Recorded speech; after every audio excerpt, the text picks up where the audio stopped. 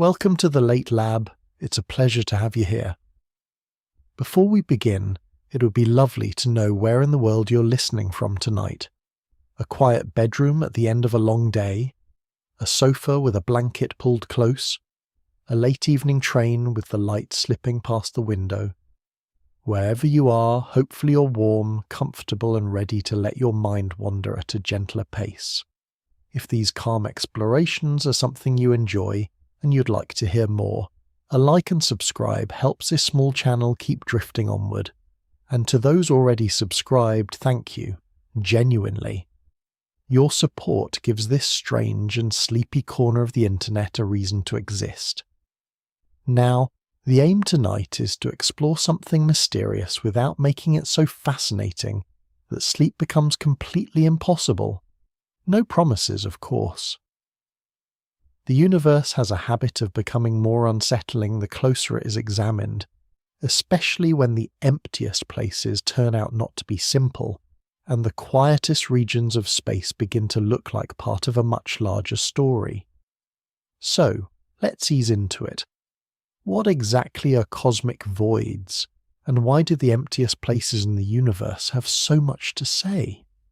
Most people picture emptiness in a very simple way. An empty room, an empty road at night, an empty stretch of sea under a grey sky. There is something immediately understandable about the idea. Empty means nothing is there, nothing to notice, nothing to count, nothing to interrupt the silence. But the universe has never been especially interested in doing things the simple way. On the larger scales known to astronomy, there are regions called cosmic voids, and at first glance they seem to fit the ordinary human meaning of emptiness.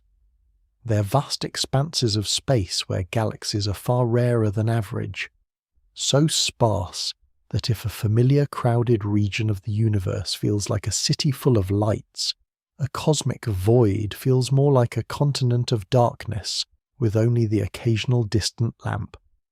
Yet even that comparison is still too tidy. A void is not a clean hole punched through reality. It is not a missing piece. It is not a patch where the universe forgot to show up. A cosmic void is something subtler than that, and in some ways more interesting.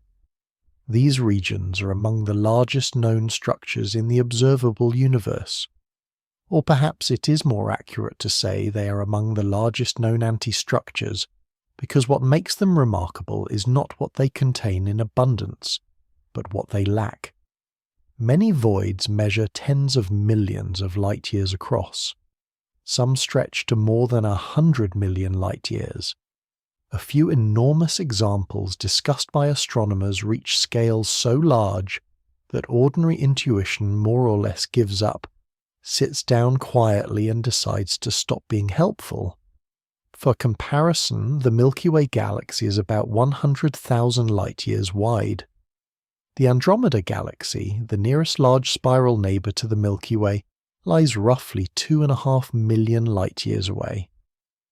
The local group, the modest collection of galaxies that includes the Milky Way, Andromeda, and dozens of smaller companions, occupies a region that is tiny compared with the largest cosmic voids. Even galaxy clusters, which can contain hundreds or thousands of galaxies bound together by gravity, are small pieces of the broader cosmic landscape beside these underdense expanses. A supercluster may gather many clusters and groups into an immense arrangement, but the voids between such concentrations can be larger still, like enormous basins between the high ground of cosmic structure. That is one of the first important things to understand. The universe is not arranged as a more or less even sprinkling of galaxies through an otherwise blank volume. On the larger scales, matter forms a pattern often called the cosmic web. Galaxies gather along filaments, sheets, and dense knots, while between those brighter regions lie enormous underdense spaces. The universe has texture, it has architecture, it has crowded neighbourhoods and quiet ones. The voids are the quiet ones, though quiet by astronomical standards, still leaves room for a surprising amount of activity, because a void is not truly empty. That point matters enough to repeat gently. A cosmic void is not nothing. It is underdense. That means it contains much less matter than the cosmic average, not none at all. Even in these loneliest regions there is still dark matter, which appears to make up most of the matter in the universe overall. There is still thin gas, often so diffuse that calling it thin almost feels rude, because even the word thin suggests more substance than is really there. There are still stray galaxies, usually fewer, smaller and more isolated than those in busier environments. There is still radiation passing through. There are still magnetic fields, background photons, and the quiet persistence of physical law. The emptiness is real, but it is relative. That distinction is part of what makes cosmic voids scientifically valuable. They're not interesting because astronomers enjoy staring at blank patches for dramatic effect. They are interesting because absence can be informative.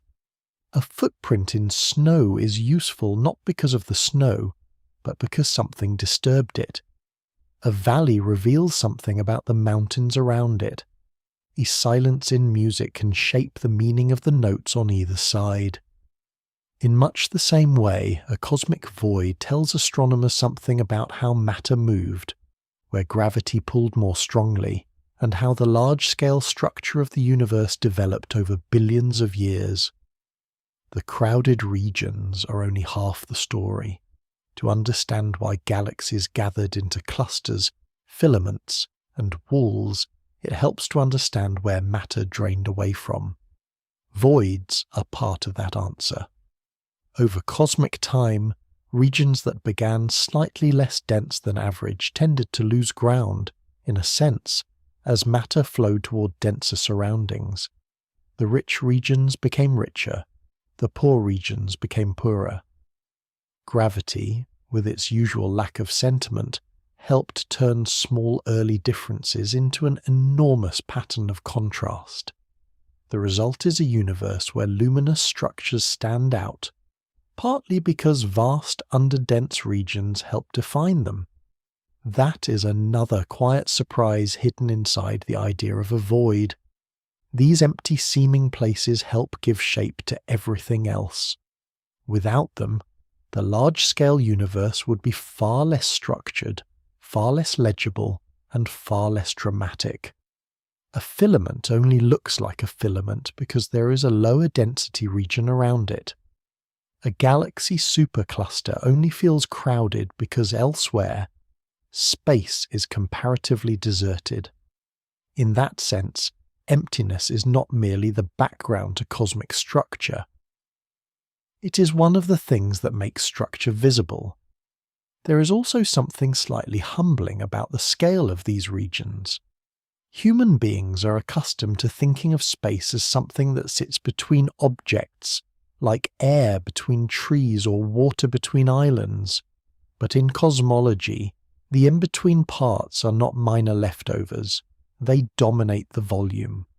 The luminous galaxies that attract most of the attention are, in a way, the exceptions. Most of the room is elsewhere. Most of the cosmic real estate lies in broad, underdense expanses where galaxies are uncommon, and the nearest bright congregation may be unimaginably far away. That changes the emotional shape of the universe. It suggests a cosmos in which brilliance is local, even precious, and where vast silence is not unusual at all. A galaxy like the Milky Way, full of stars, planets, dust, gas, and the chemical ingredients for living things, is spectacular. But it is not the dominant condition of the universe by volume. The dominant condition is closer to sparsity, thinness, distance, a kind of stretched stillness. And yet those enormous quiet regions are not dead zones in any simple sense. They are records of cosmic history. They preserve information about how the universe grew from a much smoother early state into the rich, large-scale patterns seen today. They help astronomers test ideas about dark matter, about galaxy formation, about the geometry and expansion of the universe itself. Even before any of that deeper work begins, they already force a useful correction to ordinary intuition. They remind the mind that empty and simple are not the same thing. That may be the most important idea to hold on to at the outset. A cosmic void is not a fantasy abyss, not a science fiction gap, not a place where reality fades away. It is a real feature of large-scale structure. It is immense, underdense, and physically meaningful. It contains fewer galaxies than average, but not none. It is shaped by gravity, traced by observation, and woven into the same universe that produced stars, planets, black holes, and drifting little creatures who ended up inventing telescopes and asking awkward questions about the dark. So, the emptiest places in the universe are not blank after all. They are spacious rather than absent, quiet rather than null, subtle rather than simple. And once that is clear, the silence begins to look less like a lack of meaning and more like a clue. If cosmic voids are among the largest features in the universe today, the natural question is how anything like them could have formed at all. It is tempting to imagine them as original absences, as though the universe began with holes already built into it, like bubbles in rising bread, or gaps left behind by some cosmic oversight. But that is not how modern cosmology understands them. Voids were not there at the beginning in any familiar sense. They had to develop, they had to grow. And to understand how that happened, it helps to travel back to a time when the universe was astonishingly smooth. Not perfectly smooth, which turns out to be fortunate for everyone involved, but smooth enough that if you could somehow have seen the large-scale distribution of matter in the early universe, it would not have looked anything like the tangled cosmic web known today. There would have been no giant voids, no rich clusters of galaxies, no sweeping filaments stretching across hundreds of millions of light years. There would not even have been galaxies yet. Instead, there was a hot young universe in which matter and radiation were distributed with remarkable uniformity, interrupted only by tiny differences in density from place to place. Those tiny differences were everything. The evidence for that early near smoothness does not come from guesswork or poetic instinct. It comes from one of the most important observational discoveries in modern cosmology, the cosmic microwave background. This faint glow fills the sky in every direction and is the cooled remnant of a much earlier era, released when the universe was about 380,000 years old. Before that time, space was filled with a dense plasma of charged particles and radiation. Light could not travel freely because it scattered constantly off electrons, rather like trying to walk through a blizzard made of glowing pinballs. But as the universe expanded and cooled, electrons and protons combined into neutral atoms, and light was finally able to travel long distances without being endlessly interrupted. That ancient light still exists today, stretched by cosmic expansion into microwaves. When astronomers began measuring the cosmic microwave background in detail, they found something extraordinary. On the largest scales, it was almost uniform. The early universe really was smooth to a very high degree, yet it was not absolutely identical everywhere. There were tiny temperature variations across the sky, corresponding to tiny differences in density in the early matter distribution. These were not dramatic fluctuations. They were minute, at the level of about 1 part in 100,000. That is an almost absurdly delicate unevenness on which to build an entire universe of galaxies, stars, planets, oceans, microbes, elephants, and overconfident primates with access to podcasts. And yet that delicate unevenness was enough. Several major space missions helped establish this picture with increasing precision. The Cosmic Background Explorer, known as COBE, first detected the tiny anisotropies in the cosmic microwave background in the early 1990s, confirming that the early universe was not perfectly uniform. The Wilkinson Microwave Anisotropy Probe, or WMAP, sharpened the picture dramatically in the years that followed. Later, the European Space Agency's Planck mission measured the microwave background in even greater detail, producing one of the clearest maps ever made of those primordial fluctuations. Together, these missions revealed the seeds from which all later cosmic structure grew. So how do tiny irregularities in an almost uniform young universe turn into something as dramatic as a cosmic void? The key idea is gravitational instability.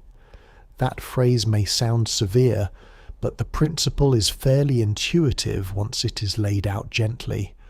Gravity amplifies differences. If one region of the early universe happened to be slightly denser than average, it had a slightly stronger gravitational pull. That extra pull drew in more matter from its surroundings, making the region denser still.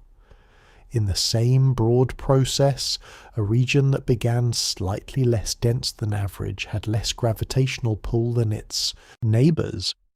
It was less able to hold on to matter, and over time matter tended to drift away from it toward denser surroundings.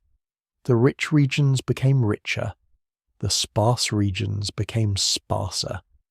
That gradual divergence is one of the most important engines of cosmic structure formation. It helped create the dense environments where galaxies and clusters would eventually form. But it also produced the opposite outcome in underdense regions. Those quieter areas were not punched out of the universe by some later event. They were the result of small initial deficits that became more pronounced over time. A void began, in essence, as a place that was only slightly below average. Over billions of years, gravity turned slight disadvantage into dramatic underdensity.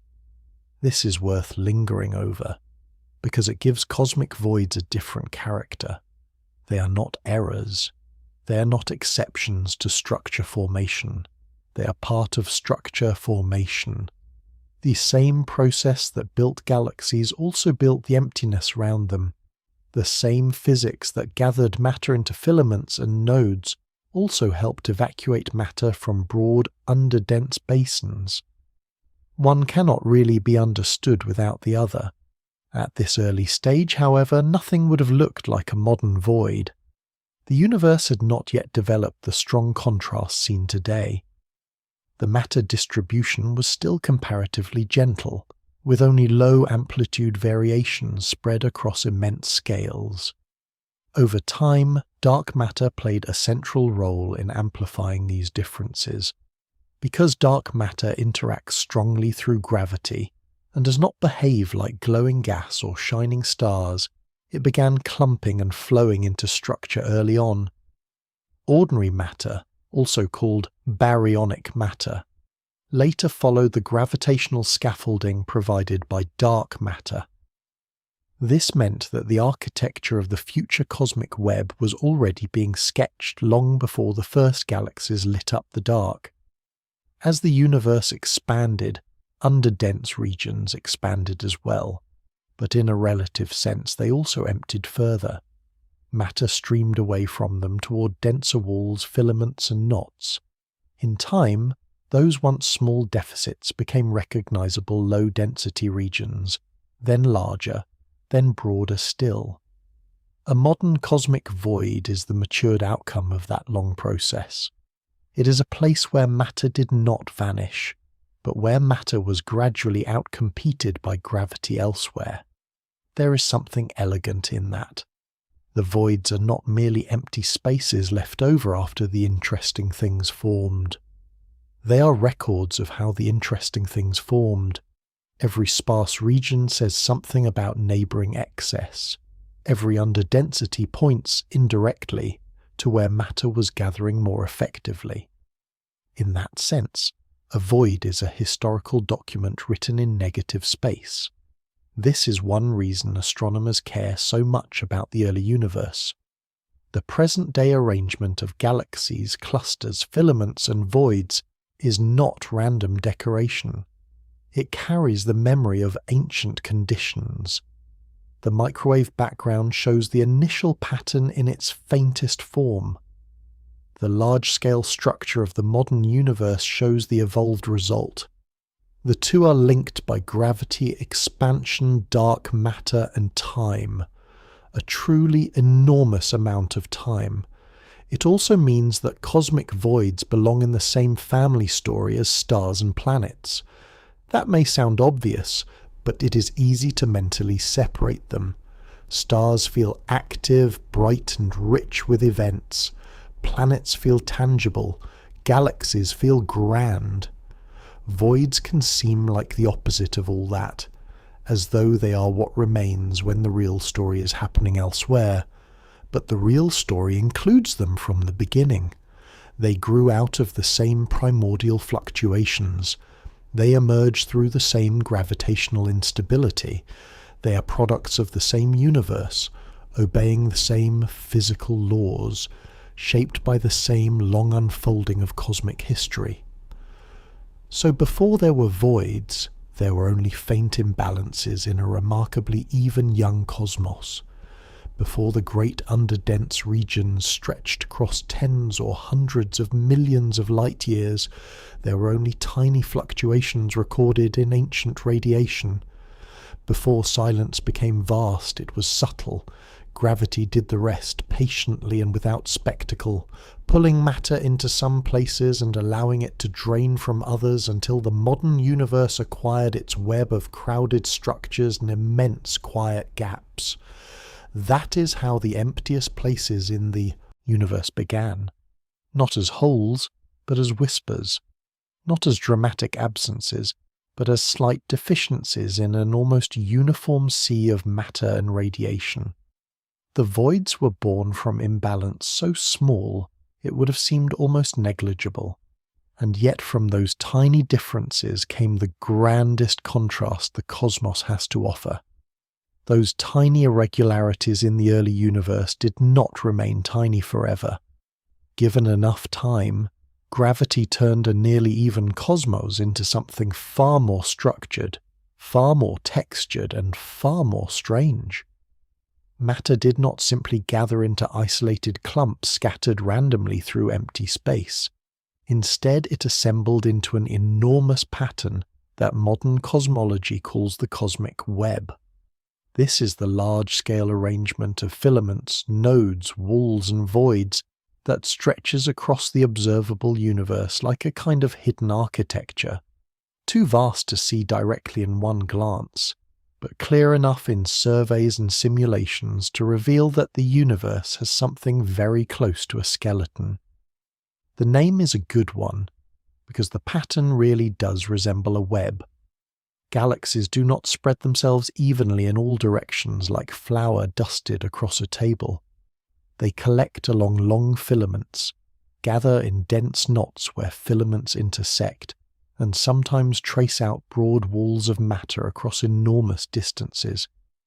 In between these denser regions lie the underdense basins already beginning to sound familiar, the cosmic voids. These are not separate from the web. They are part of it in exactly the same way that the spaces between threads are part of a woven fabric. Take away the empty regions and the structure loses its form. Take away the denser regions and there is no structure at all. That pattern emerged gradually across billions of years as the early fluctuations in density were amplified by gravity. Dark matter played the leading role in the first stages, because it began collapsing into structure before stars or galaxies existed. Ordinary matter later fell into the gravitational wells defined by dark matter, cooling, condensing, and eventually forming galaxies. But the important point is that the universe did not build itself in a neat collection of isolated spheres.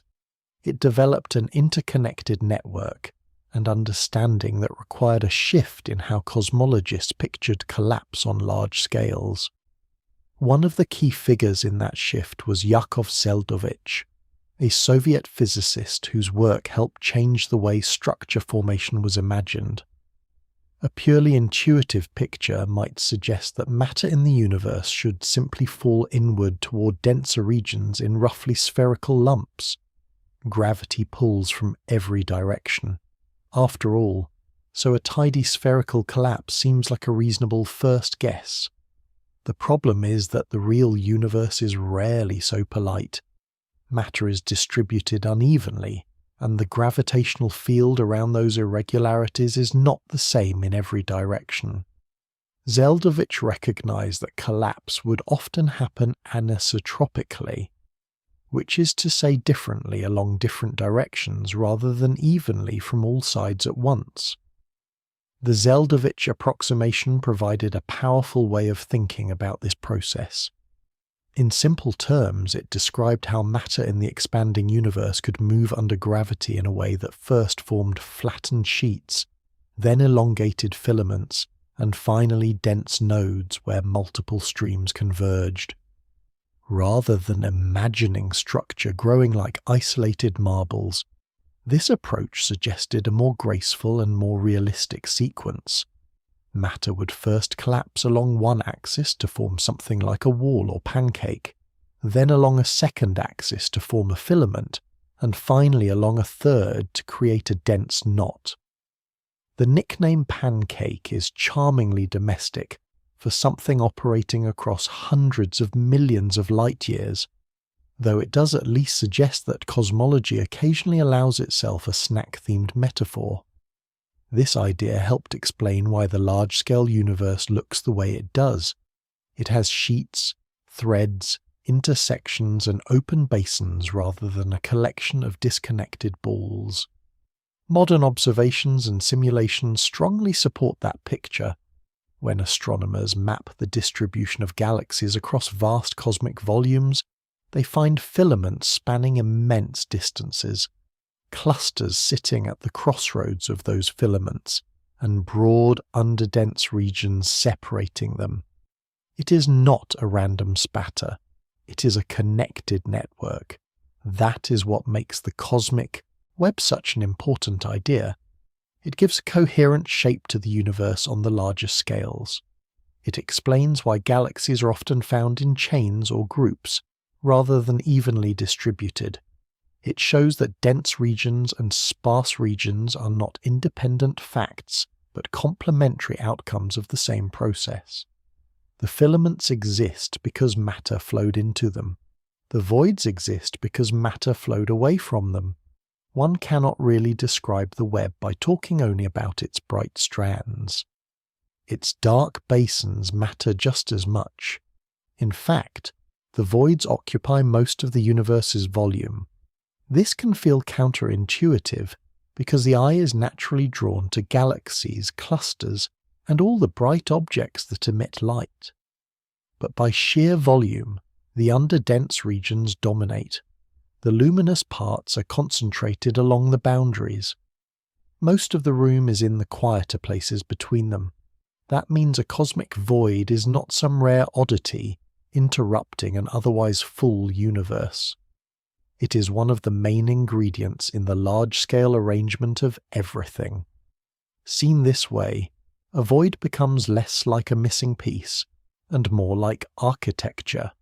A cathedral is defined not only by its stone columns but by the open space between them. A river system is shaped not only by the water but by the valleys and basins it passes through. The cosmic web is similar. Its dense knots and filaments matter, but so do the wide, low-density basins that separate them. Those basins give the web scale, contrast, and form. They are not leftovers from construction. They are part of the design imposed by gravity and cosmic expansion over time. Modern computational cosmology has made this much easier to visualize. Large numerical simulations allow researchers to begin with initial conditions based on measurements of the early universe, and then evolve those conditions forward under known physical laws.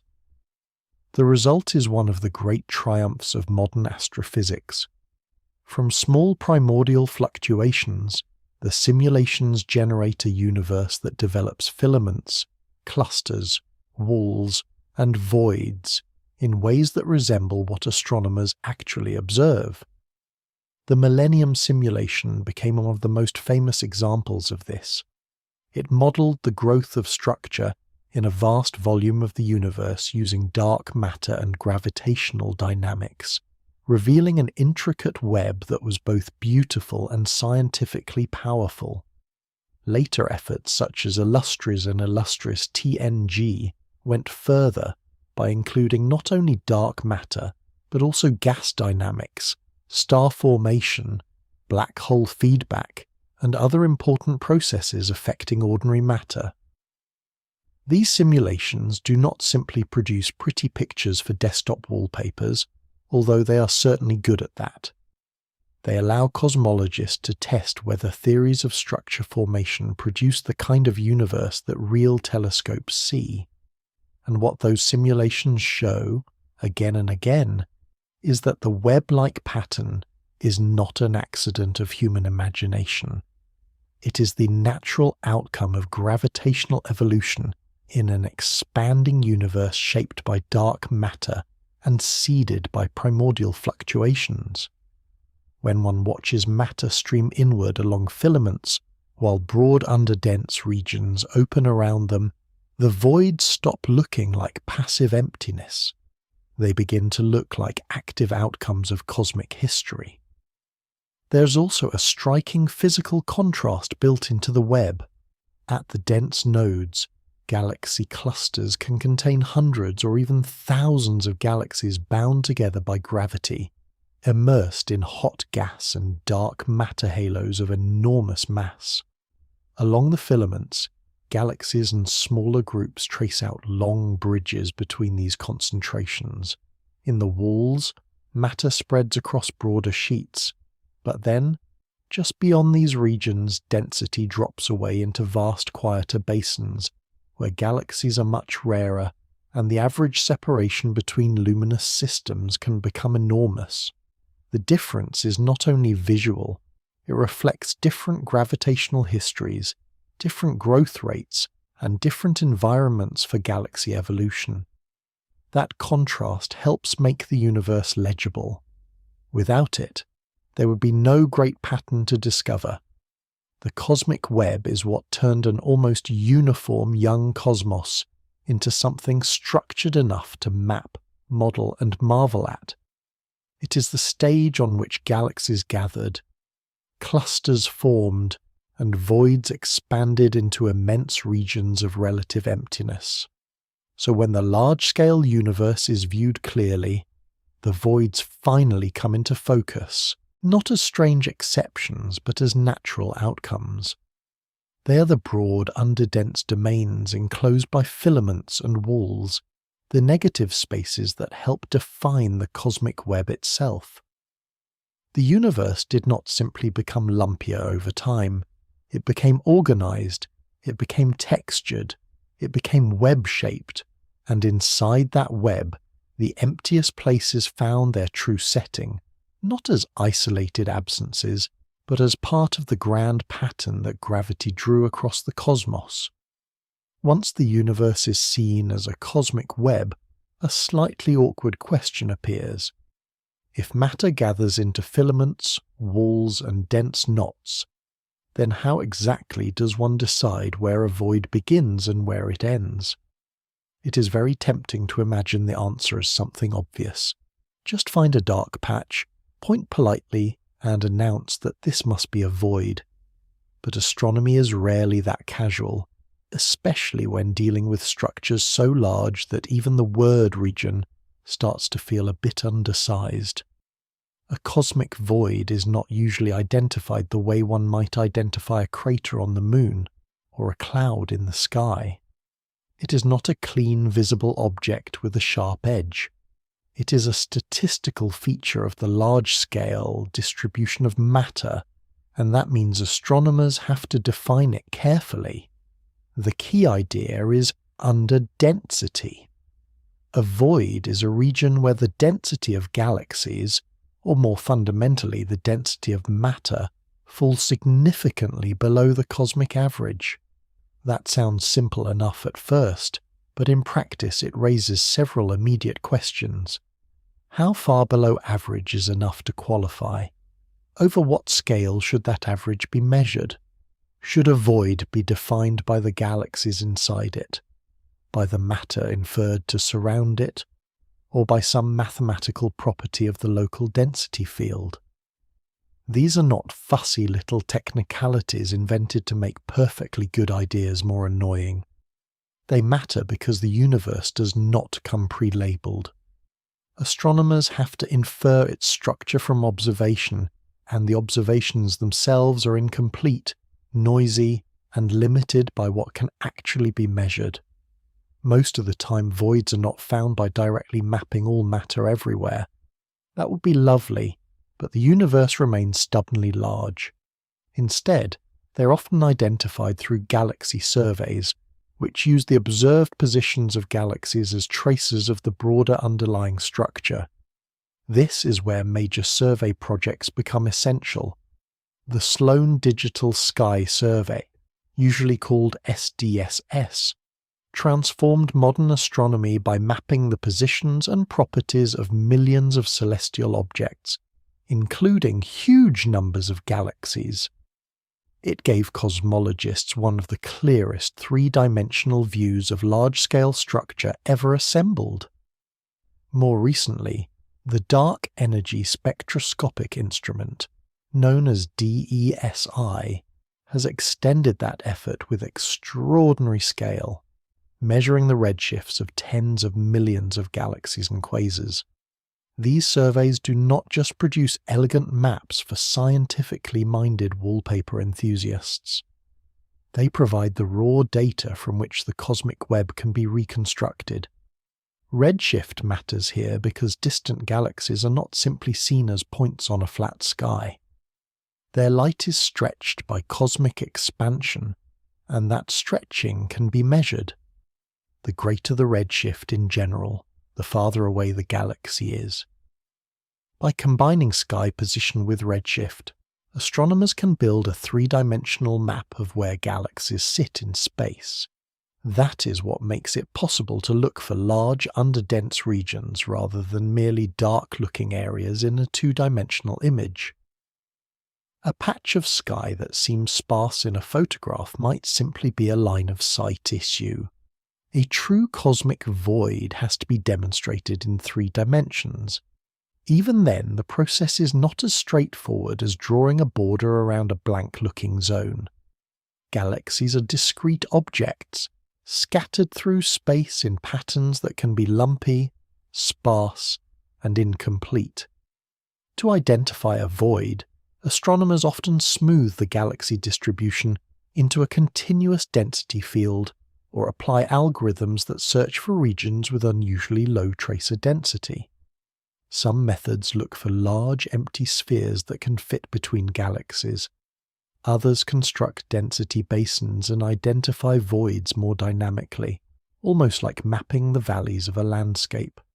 Still others use topological methods to find connected low-density domains. Each method has strengths and limitations, and not all of them will draw exactly the same boundary around the same region. That may sound frustrating, but it is actually a sign of healthy science. Nature did not promise that voids would come with tidy edges and engraved labels. Different void-finding algorithms are asking slightly different questions. One may be better at locating the largest central underdense region. Another may be better at describing the more irregular outer shape. One may define a void conservatively, another more generously.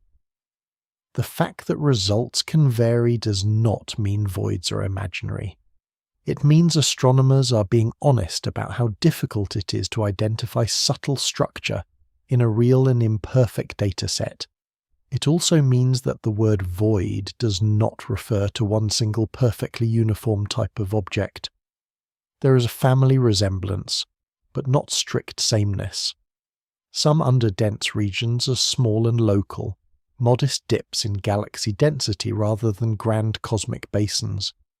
Some are mature, relatively well-defined voids enclosed by stronger surrounding structure. Others are parts of larger interconnected low-density regions that blur into neighbouring voids. In some analyses, smaller voids appear nested inside larger underdense environments, almost like hollows within hollows. The universe, once again, declines to be arranged into neat classroom categories. That is why astronomers often speak carefully about effective radius, density contrast, tracer population, and void catalogues. A void may be irregular in shape, fuzzy at the edge, and sensitive to the way galaxies have been sampled in a survey. Its reported size may describe the radius of an idealized sphere with the same volume rather than a literal round boundary in space.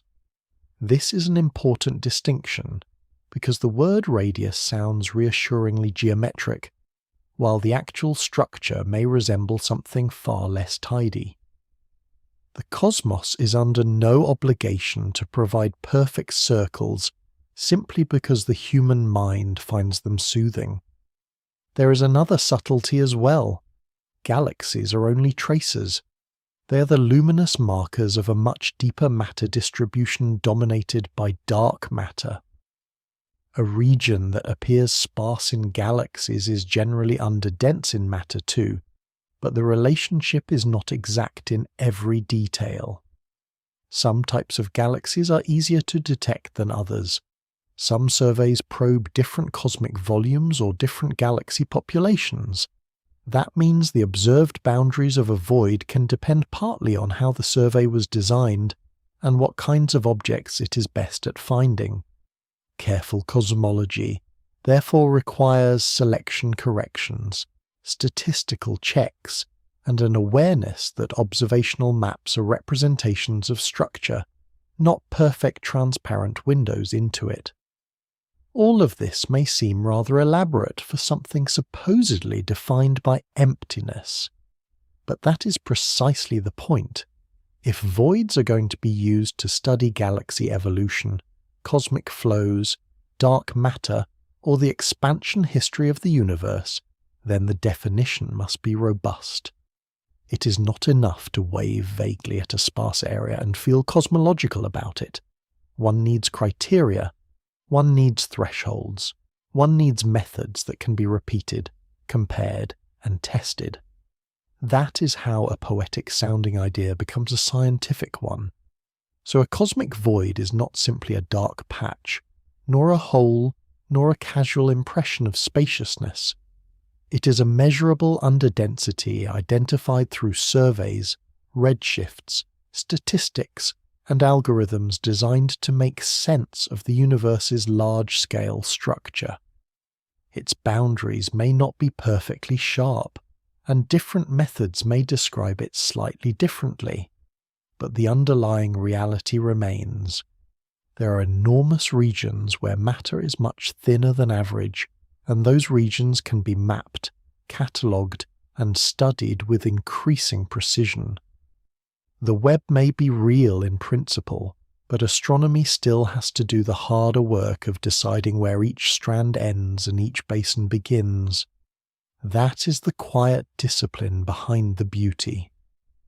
Before a void can be interpreted, it has to be defined. Before it can reveal anything profound about the cosmos, it first has to survive the gentle but relentless suspicion of measurement. Once a region has been identified as a cosmic void, the next question is almost unavoidable. What is actually in there? The instinctive answer is often nothing, or close enough to nothing that the difference seems hardly worth arguing about. That is understandable. A place described mainly by its lack of galaxies sounds like the sort of place where very little should exist.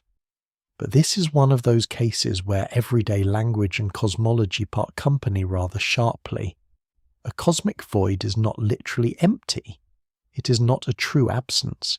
It is not a hole in existence. It is a region of unusually low density, which is a very different thing. That difference matters. Low density still means density. Sparse is not the same as blank. Even the quietest large regions of the universe contain physical ingredients, and some of them are more important than they first appear. The most significant of these is dark matter. On large scales, dark matter provides much of the gravitational framework of the universe, and cosmic voids are no exception. Their defining feature is not that dark matter disappears, but that its density is lower than average, just as the density of ordinary matter is lower than average. A void is underdense in both luminous matter and dark matter. That means the deeper gravitational landscape still exists there, only in a thinner form. The invisible scaffolding has not been removed. It has simply become more diffuse. This is one reason voids are scientifically useful. They allow astronomers to compare the visible universe with the underlying matter distribution in an environment where structure is much less crowded. In dense regions, galaxy interactions, mergers, hot gas, and many overlapping effects can make the relationship between visible matter and total matter rather complicated. In a void, the situation is quieter, not simpler in every respect, because the universe is never that cooperative, but quieter. That quietness makes it easier to ask how well galaxies trace the underlying dark matter field, and where the match between luminous structure and total mass begins to shift. Alongside dark matter, there is also ordinary matter, though in extremely low concentrations. One important component is the intergalactic medium, the thin gas that exists between galaxies across cosmic space. In denser parts of the universe, this gas can become hotter, more turbulent and more compressed, especially near clusters and large filaments. Inside voids, the intergalactic medium is much more tenuous. Even so, it remains present. These regions are not carved out into perfect vacuums.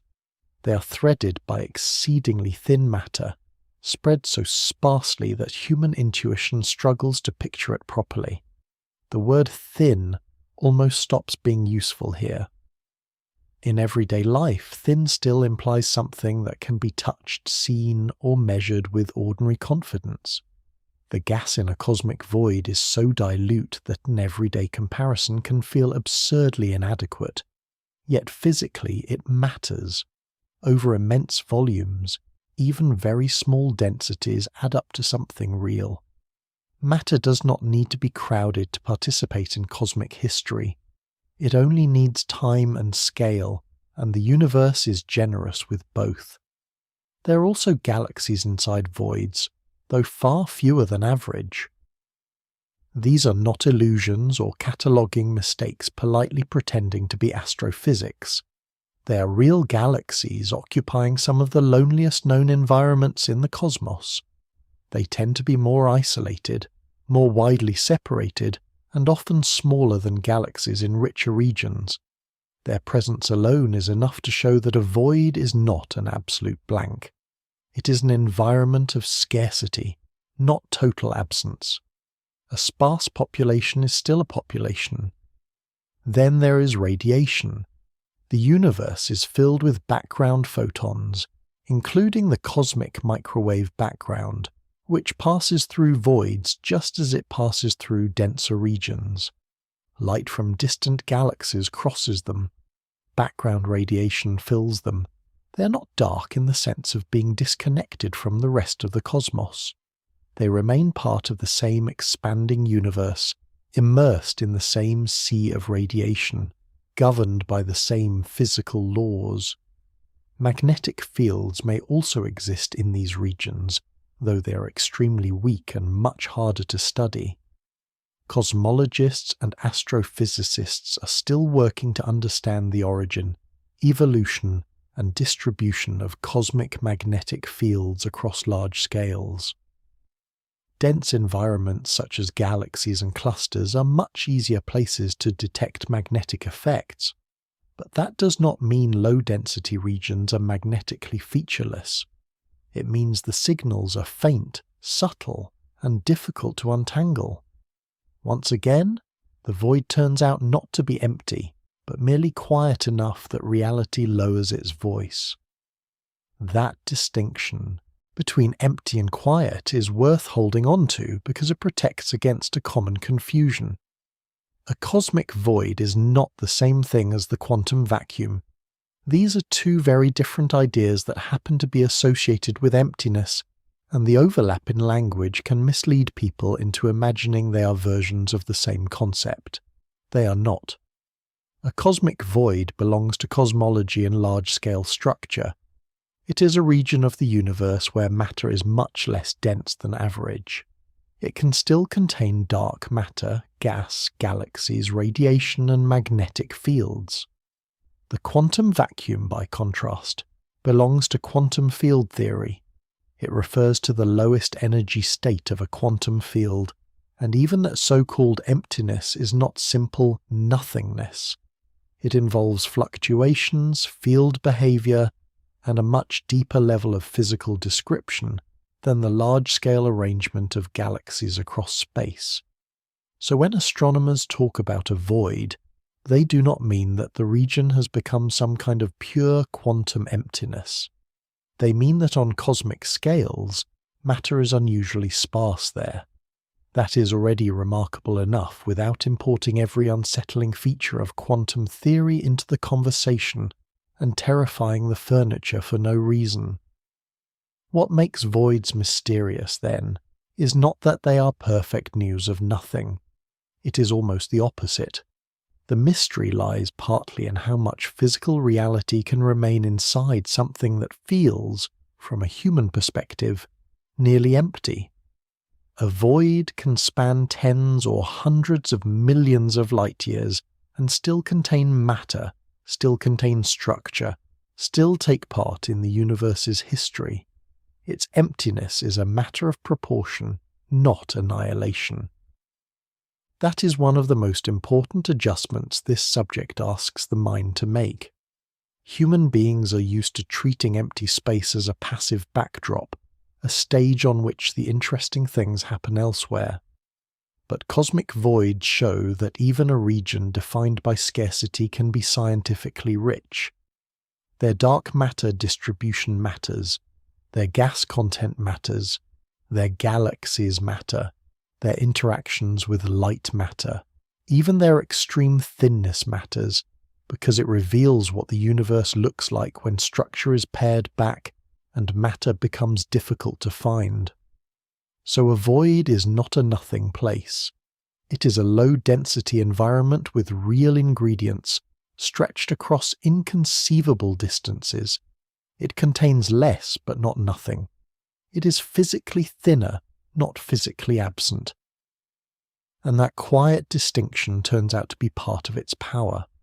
The less a void seems to contain, the more carefully astronomy is forced to ask what is still there. A cosmic void may be defined by scarcity, but it is not completely without islands of light. Scattered through some of these vast underdense regions are real galaxies, observable and measurable, living in some of the most isolated environments the universe has to offer. These are void galaxies, and they are among the most useful natural laboratories in modern astrophysics, because they allow astronomers to study what happens when a galaxy grows up with far less interference from its surroundings. That matters because galaxies are shaped by two broad influences at once. One is internal. A galaxy has its own mass, its own gas supply, its own rate of star formation, its own central black hole if it has one, and its own history of how stars were born, aged, and died. The other influence is environmental. A galaxy can be pulled, disturbed, stripped, heated, compressed, or even swallowed by nearby neighbours. In crowded places such as galaxy groups and rich clusters, environment can be extremely important. Galaxies there live in bustling cosmic cities, and city life has consequences. A void galaxy lives somewhere very different. It is more like a house on a distant road with no close neighbours for an extraordinary stretch in every direction. That isolation changes the rhythm of its life. It does not mean the galaxy escapes physics, which would certainly be convenient but disappointingly impossible. Gravity still operates, gas still cools, stars still form, and dark matter still shapes the broader structure around it.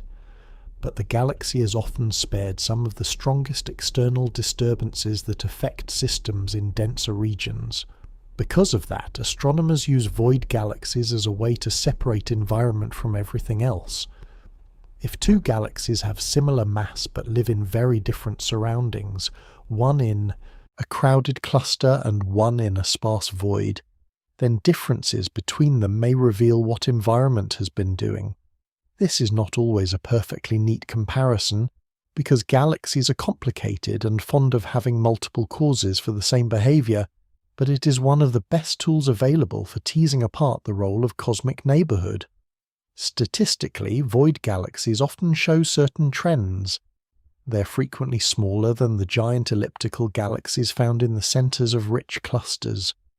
Many are bluer in colour, which usually indicates younger stellar populations or ongoing star formation. They often continue forming stars for longer, perhaps because they have experienced fewer violent encounters or less environmental stripping. In denser regions, galaxies can lose gas through interactions with hot surrounding material or through repeated gravitational encounters. In voids, those disruptive processes are often weaker or rarer. Still, caution matters here. Void galaxies are not all the same. There is no law of nature declaring that every galaxy in a low-density region must be small, blue, and cheerfully manufacturing stars. Some are more passive, some are more evolved. Some may have experienced mergers in the past despite their present isolation. The void population is diverse, and astronomers try to avoid turning a statistical trend into a cartoon. Nature remains gloriously unwilling to cooperate with overconfident generalizations. Even so, the overall pattern is informative. A less crowded environment often allows a galaxy to evolve in a quieter way. Fewer close encounters mean fewer major mergers. Fewer strong tidal interactions mean less structural disruption. Lower surrounding densities can mean less stripping of gas, and in some cases a better chance of retaining the raw material needed for continued star formation. A galaxy in a void may therefore preserve a somewhat gentler evolutionary history, one written more by its own internal processes than by repeated environmental harassment. This is where observations of neutral hydrogen become especially useful. Neutral hydrogen, often called Hi, and pronounced as the individual letters, is one of the main gaseous ingredients from which future generations of stars can ultimately form. Radio astronomy allows researchers to detect this gas and map its distribution in galaxies, even when the galaxy itself may be faint in visible light. Facilities such as the Arecibo Observatory in the past, and newer instruments and surveys using radio telescopes in various parts of the world, have helped reveal that many isolated galaxies retain significant gas reservoirs. That gas matters because it tells astronomers something about future potential as well as present condition. A galaxy with a healthy supply of neutral hydrogen may continue forming stars over long timescales, especially if the gas can cool and settle into the right conditions. In crowded galaxy clusters, by contrast, gas can be stripped away by interactions with hot intracluster gas or by gravitational disturbances. So when astronomers find gas-rich galaxies in voids, they are seeing not just isolation, but a specific kind of evolutionary opportunity. The galaxy may have had a quieter life, and that quiet may have allowed it to keep more of the material needed to continue shining. Radio observations also help because they can detect structure that visible light alone might miss. Some void galaxies are faint, diffuse, or relatively uneventful in optical images, at least by the dramatic standards of spiral arms and brilliant starburst regions. But their gas content can reveal ongoing processes that are otherwise easy to underestimate. A galaxy may look modest and still be quite informative. This is comforting news for galaxies that have not been trying especially hard to impress anyone. Comparisons between void galaxies and cluster galaxies have therefore become an important part of galaxy evolution research. In a rich cluster, galaxies are subject to strong environmental processes such as ram pressure stripping, tidal distortion, repeated close encounters, and the overall influence of a dense gravitational setting. In a void, those processes are generally weaker or absent. So if one wants to know which features of a galaxy come mainly from its mass and internal history, and which come from the neighbourhood in which it lives, the contrast between these environments is extremely valuable. This shift in scale is important too. The story began with enormous cosmic architecture, with filaments and basins stretching across unfathomable distances. But those vast underdense regions do not remain abstract. They reach down into the histories of individual galaxies. A void is not only a large-scale feature on a cosmological map, it is also an environment that shapes what sort of galaxy can live there, how often it is disturbed, how much gas it retains, and how long it may continue making stars. In that sense, void galaxies are some of the clearest examples of how the largest scales in the universe quietly influence the smaller ones. A galaxy does not need to be sitting in the heart of a cluster for cosmology to matter to it. Its placement within the cosmic web already changes the conditions of its existence. Dense environments push one way, sparse environments allow another. A galaxy's address, on the largest scale imaginable, helps shape its biography. So the emptiest regions of the universe do not merely contain thin gas, dark matter, and background radiation. They also contain these rare but illuminating systems, galaxies living where company is scarce and interruptions are few. They are the lonely residents of the cosmic web, and by studying them, astronomers gain something difficult to find elsewhere: a clearer view of what a galaxy becomes when the universe leaves it relatively alone. A cosmic void can look motionless when seen on a map. A broad, quiet region sits between brighter strands of the cosmic web, and nothing about that image immediately suggests movement. It looks settled, almost passive, as though the matter simply never arrived, and the story ended there. But that stillness is deceptive. A void is not merely a place where matter is scarce. It is a place shaped by motion, by long gravitational drift, by the slow evacuation of material over billions of years. The key idea is simple, though the scale is vast. Matter tends to move away from underdense regions toward denser ones, not because a void contains some mysterious repulsive substance pushing everything outward, and not because the universe has a personal grudge against sparse neighborhoods, but because gravity is stronger where more matter already is. A denser region pulls harder. A less dense region pulls less effectively. Over immense timescales, that difference matters enormously. Imagine a landscape of shallow hills and deeper valleys. If water is spread across it, the deepest valleys collect more and more of the flow, while the shallower high points lose what little they had. Something like that happens in the large-scale universe, except the landscape is gravitational rather than topographic, and the motion unfolds across expanding space over billions of years. A region that begins underdense does not fling matter away with active force. It simply loses the competition. Nearby denser filaments, walls and clusters pull more strongly, and matter gradually streams toward them. This gives voids a dynamical history. They are not static gaps frozen in place. They evolve. Their internal density drops relative to the cosmic average as matter drains outward toward the boundaries. The denser structures around them become more pronounced, and the void itself becomes more distinct. So when astronomers say a void grows, they do not usually mean that it is expanding in isolation like a balloon in a room.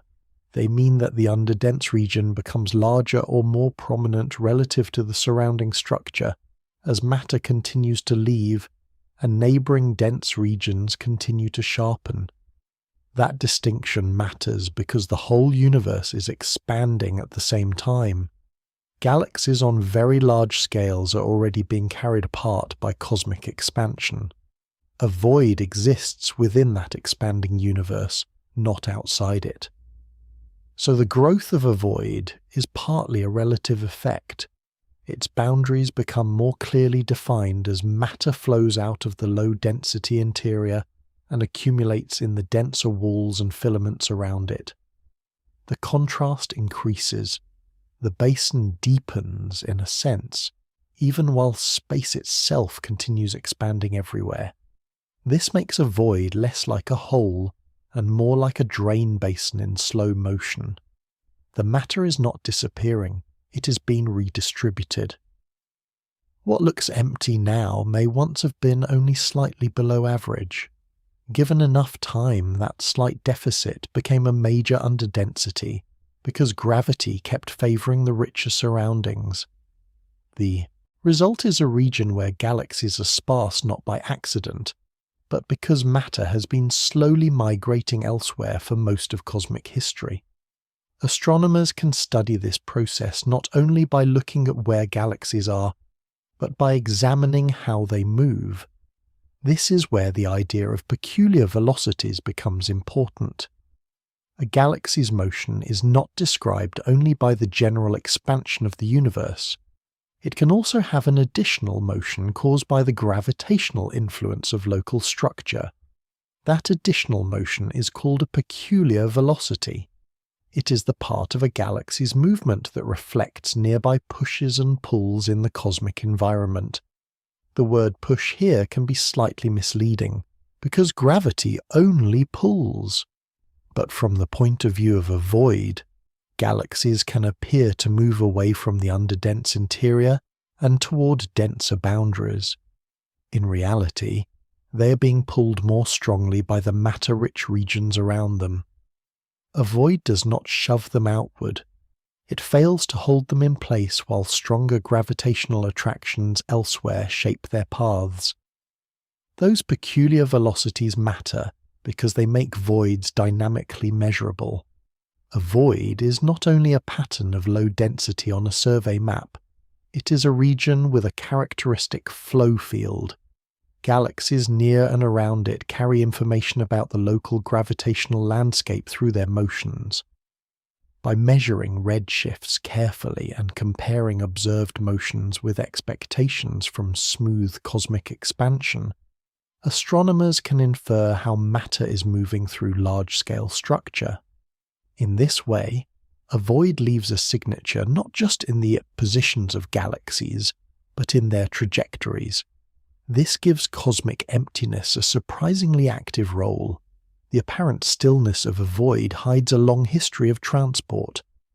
Matter has been flowing away from the interior, and the surrounding web has been shaped by that ongoing redistribution. Walls become denser, Filaments become more pronounced.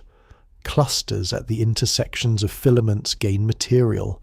The void itself becomes more underdense. It is a cooperative process, though not in the friendly sense. More in the sense that every part of the large-scale structure evolves together, each region helping define the fate of its neighbours. There is also something elegant in the fact that the quietest places can be understood through motion. A void seems calm because little is there, yet its very emptiness is the result of cumulative flow. It is the outcome of many small gravitational decisions made over a very long time.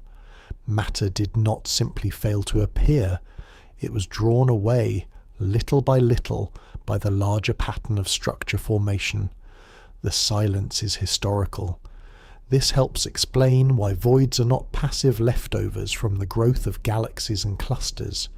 They are active participants in the shaping of the cosmic web. Their evolution affects neighbouring regions. Their growth can alter the geometry of surrounding walls and filaments. Their flow fields influence the motions of galaxies. Over time, voids can stretch, distort, and even interact with one another as the broader structure continues to evolve. A mature void is not just an absence enclosed by matter. It is part of the machinery by which matter has been rearranged across the universe. That wider flow also gives new meaning to the galaxies living inside voids. They are not simply isolated points floating in emptiness. They exist within this broader gravitational drainage pattern, shaped by the fact that their surroundings have been losing matter for billions of years. Their loneliness is not random. It is a consequence of the same large-scale movement that sharpened the cosmic web itself. So a void is not a still gap and not a repulsive bubble. It is an underdense region whose weakness in gravity allows matter to stream away towards stronger surrounding structures. It grows in relative terms as the contrast between sparse interiors and dense boundaries increases. It can be traced through peculiar velocities and galaxy motions as well as through density maps. And once that is understood, the emptiest places in the universe begin to look less like pauses in the cosmic story and more like slow-moving currents within it, vast basins in which absence itself has been shaped by flow. Once matter is understood to flow out of underdense regions, the next step is almost inevitable. A void cannot remain a fixed thing forever. If matter is draining away, if surrounding walls and filaments are becoming more pronounced, and if the cosmic web itself is evolving across billions of years, then the voids inside that web must be evolving as well. They are not static cavities set in place once and then left untouched. They grow, they change shape, they interact with neighbouring low-density regions, and in some cases they effectively combine into larger structures. Emptiness, it turns out, has a history. This idea has been developed in especially clear form through the work of cosmologists such as Rien van der Weijgaard and his collaborators, who help describe voids not as isolated objects but as members of a hierarchy. That word hierarchy matters. It suggests a universe in which voids exist on multiple scales, with smaller underdense regions nested inside broader, low-density environments, much as small valleys can sit within larger basins in an uneven landscape. The cosmic web is not built from one standard size of emptiness repeated endlessly. It contains a whole range of underdense structures linked by growth and environment. A useful way to think about this is to imagine the large-scale universe as a kind of evolving terrain made of density. Dense regions are the high ground where matter has gathered into filaments, walls, groups, and clusters. Voids are the basins. But these basins are not all equal, and they do not all have the same fate. Some continue to deepen and widen as matter flows outward, and neighbouring underdense regions connect with them. Others are less fortunate. A small void sitting inside a larger overdense environment can be gradually compressed, distorted, and even erased as the surrounding matter collapses inward more strongly than the underdense region can preserve its identity. This broad contrast is sometimes described as the difference between voids that merge and voids that collapse. A void that lives within a generally underdense surrounding region has room to grow. Its boundaries can shift outward as nearby smaller voids expand too, and the walls separating them may thin and weaken until they no longer mark distinct regions at all. In that case, several smaller voids can effectively combine into a larger one. The resulting structure is not a perfect union in the way soap bubbles might merge into a clean round shape. Because the universe prefers awkward irregularity over neat geometry, but the principle is similar. Low-density regions can become part of a larger common basin. By contrast, a small void embedded within a denser environment may face the opposite destiny. If the surrounding matter distribution is strongly overdense, gravity can compress the low-density region from outside. The walls around it become denser and more dominant, and the small void may be squeezed until it no longer stands out as an independent structure. It has not been filled in all at once, and certainly not in any dramatic cinematic fashion, but its distinct identity as a void fades as surrounding collapse overwhelms it. That makes the life of a void surprisingly conditional. Its future depends not only on its own underdensity, but on the environment in which it sits. A void inside a broad, underdense setting may continue to expand and merge into something larger. A void inside a denser cosmic neighbourhood may be compressed and erased.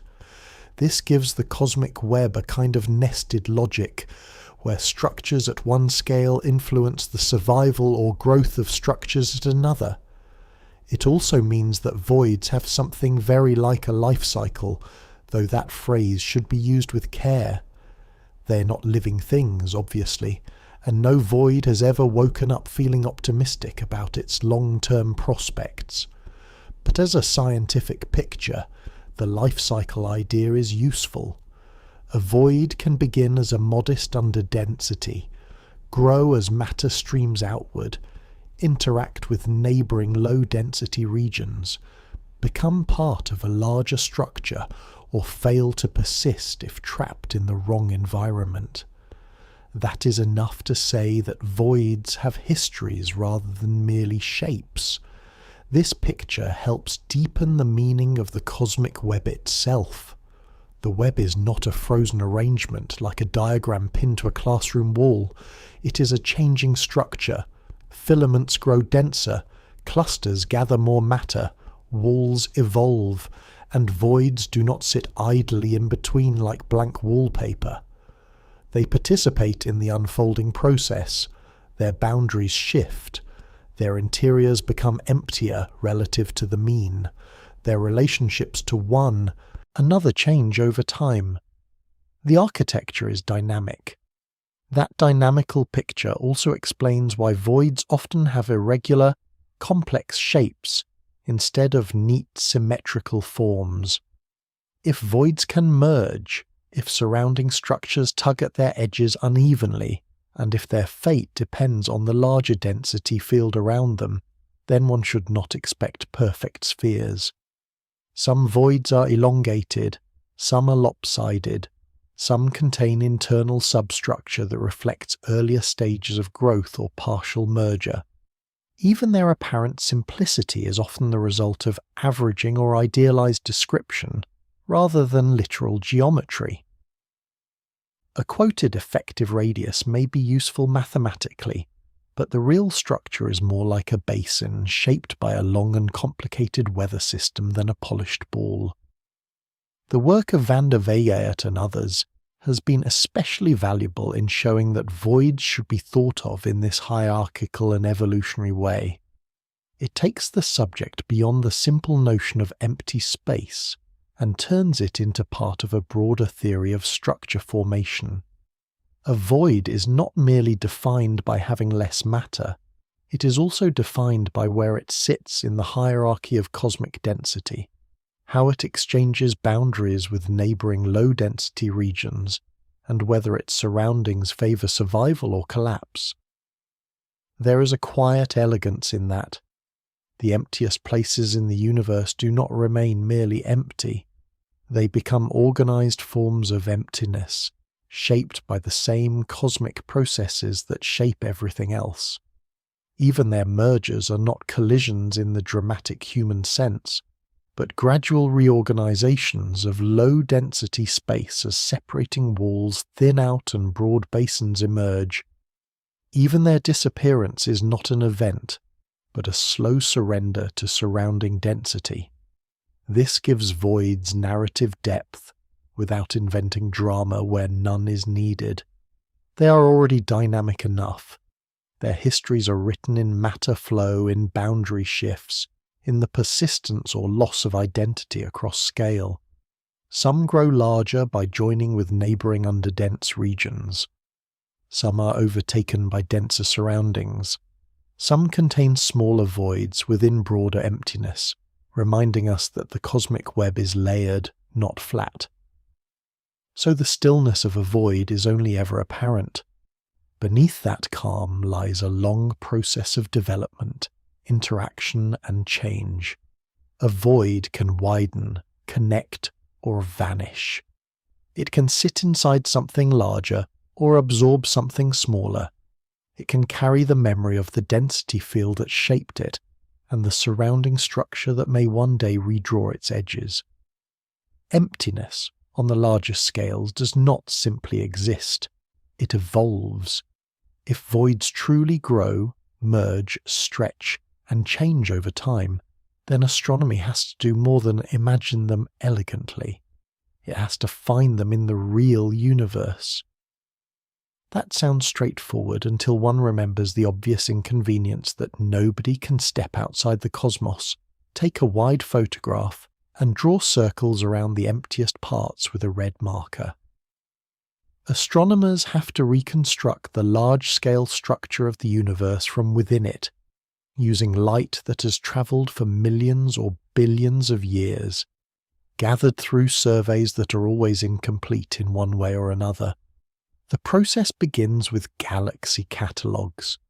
These are large organised records of where galaxies appear on the sky, how bright they are, what kinds of spectra they show, and, crucially, how far away they seem to be. A flat image of the sky is not enough to reveal a cosmic void, because the universe is three-dimensional. A dark patch in 2 dimensions might simply mean that fewer galaxies happen to lie along that particular line of sight. To know whether a region is genuinely underdense, astronomers need depth as well as direction.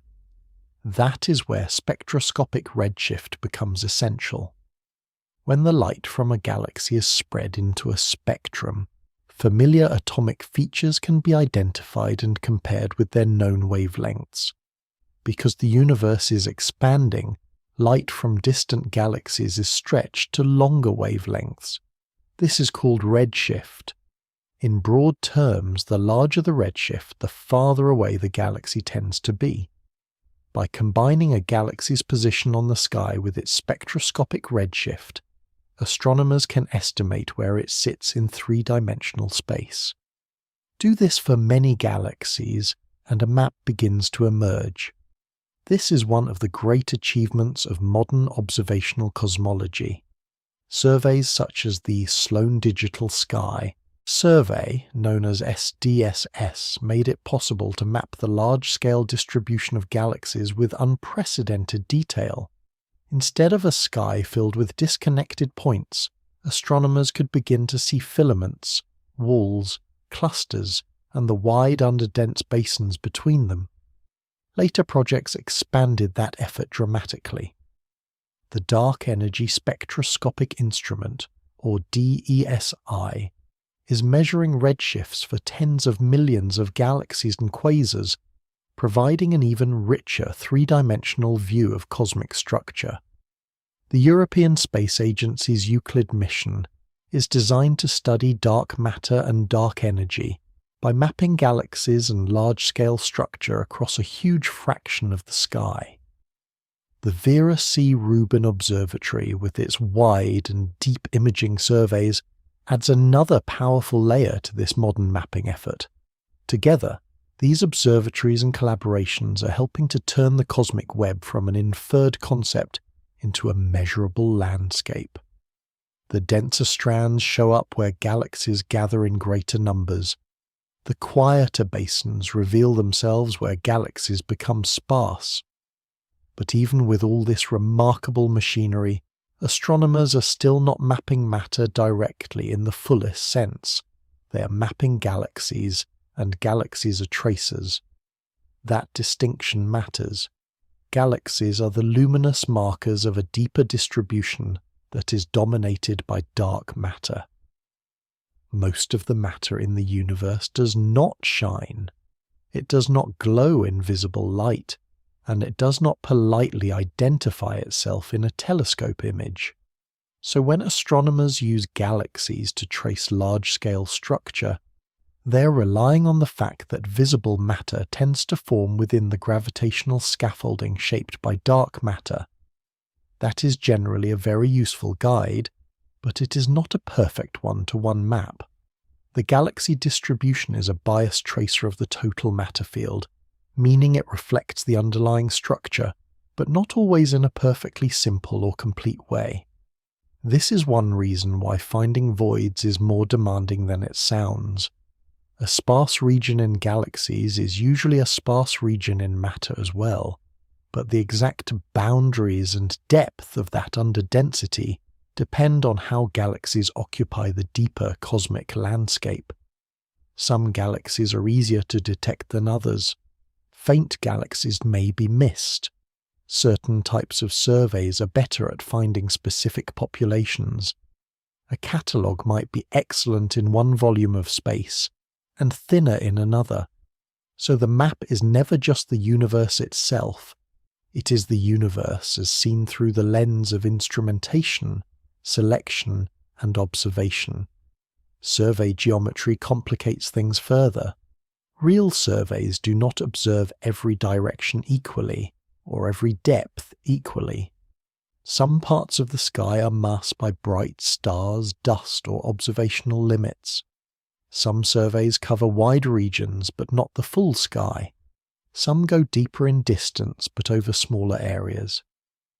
A void found near the edge of a survey can be especially tricky, because part of the surrounding structure may fall outside the observed region. It becomes harder to know whether the void is truly shaped the way it appears, or whether the map is simply running out of data. The universe, once again, remains less cooperative than a classroom diagram. Observational bias adds another layer.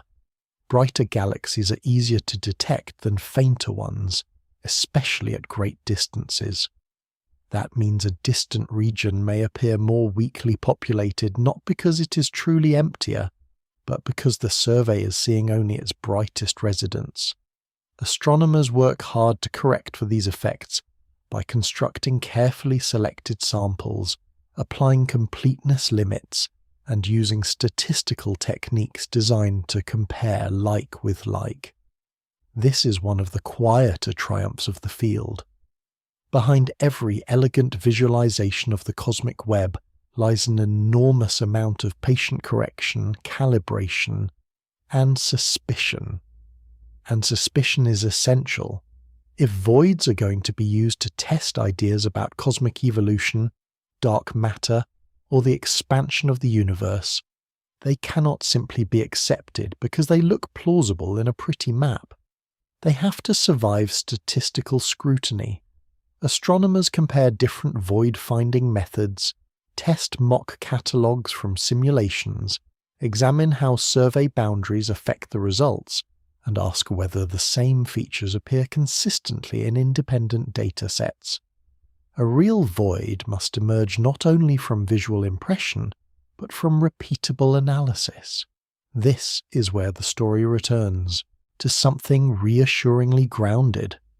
The mystery of cosmic voids may feel poetic, but the way they are studied is not dreamy at all. It is practical, mathematical, and observational. Galaxy catalogues provide the raw material. Spectroscopic redshifts provide depth. Three-dimensional maps reveal large-scale structure. Surveys such as SDSS, DESI, Euclid, and the Rubin Observatory extend that structure across enormous cosmic volumes. Statistical methods and void-finding algorithms turn sparse regions into measurable objects of study. That observational foundation matters because it ties the whole subject back to reality. Voids are not just a graceful consequence of theory or a pattern that appears in simulations. They are features astronomers can search for, catalogue, compare, and track across the sky. If voids merge, expand, or disappear in hierarchical ways, those ideas should leave signatures in the real distribution of galaxies. If voids shape the cosmic web, then the web itself should show that shape in observation. The map is never perfect, but it is good enough to test whether the universe really behaves the way the models suggest. So finding a void is not a matter of pointing at darkness and trusting the mood. It is a matter of building three-dimensional maps from light, using galaxies as imperfect but powerful tracers, and carefully separating real cosmic structure from the limitations of the survey itself. That is how the emptiest places in the universe become measurable, not by stepping outside the cosmos, but by patiently reconstructing its architecture from the inside, one galaxy at a time. Once large surveys begin to reveal the cosmic web clearly, a further surprise appears. Some voids are not merely broad and quiet. They're astonishingly vast, so large that even cosmologists, who are not generally known for being easy to impress, tend to pause and take notice. These giant underdense regions are the places where the scale of cosmic emptiness becomes almost difficult to think about in any stable human way. A region can be so large that entire galaxy groups, clusters, and filaments seem like minor details around its edge. One of the best-known examples is the Boötes void, often described as one of the largest and most famous cosmic voids ever identified. Estimates vary depending on how its boundary is defined, but it is commonly described as being roughly 250 to 330 million light-years across. That variation in quoted size is not necessarily a contradiction. It reflects something important about void science. Boundaries depend on method, tracer population, and the exact definition being used. Even so, every estimate agrees on the central point. The Boötes void is enormous. To get a feel for that scale, it helps to compare it with more familiar cosmic distances. The Milky Way is about 100,000 light-years wide. The Andromeda Galaxy lies about 2.5 million light-years away. A giant void such as Boötes stretches across distances that make even local galaxy groups feel tiny by comparison. It is not just a gap between neighbouring systems, it is a vast underdense basin on the scale of major large-scale structure itself. A region hundreds of millions of light-years across containing so few bright galaxies feels less like an ordinary gap and more like a major absence in the architecture of the cosmos. That is why giant voids attract so much attention. They test models of structure formation by asking whether the standard picture of cosmic evolution naturally produces regions this large and this empty often enough. They matter for observation because structures on such scales can affect the paths of light and potentially leave subtle imprints on what astronomers measure. And perhaps most importantly, They challenge human intuition about how matter ought to be distributed. The mind can more or less accept that the universe has dense clusters and thinner outskirts. It struggles more with the idea that there can be regions so vast where bright galaxies are strikingly rare. The Botha's void is not the only example discussed in the literature. Astronomers have identified many large voids and supervoid candidates, and catalogues of large-scale structure contain a range of underdense regions with different sizes, shapes, and levels of certainty. Some are well-established examples from major surveys. Others are more tentative or more dependent on how the surrounding density field is measured. This is why giant apparent anomalies often generate discussion rather than instant agreement. Cosmology is not malfunctioning when astronomers debate a boundary or a size estimate. That debate is part of the process of deciding whether a structure is truly extraordinary, merely large, or perhaps a product of how the data have been sliced and interpreted. A good example of that more cautious territory is the so-called Eridanus supervoid, often discussed in connection with the cosmic microwave background cold spot. The cold spot is a large, unusually cool region in the microwave background that attracted attention because it stands out from the surrounding pattern. Some astronomers explored whether a very large foreground void could help explain part of that anomaly. That possibility made the region famous, but the interpretation has remained debated rather than settled. The cold spot itself is real as an observed feature in the microwave background, yet the extent to which a giant void explains it is a more complicated question. That distinction matters. There is a difference between a well-established underdense region in galaxy surveys and a broader speculative claim that one especially dramatic structure explains an unusually large cosmological anomaly. Giant voids sit near the edge where careful mapping, statistical expectation, and human excitement meet one another, which means they often become magnets for overstatement. A very large structure does not automatically overturn cosmology. It may instead refine it, test it, or push astronomers to be more precise about what counts as unusual. This is also why quoted rankings such as largest, second largest, or most extreme should be handled gently. Different surveys probe different regions of the sky, at different depths, with different methods for identifying and describing voids. A feature that appears record-breaking in one catalogue may be described somewhat differently in another. Even the phrase largest known void can be more slippery than it sounds because known depends on what has been observed and how the structure has been defined.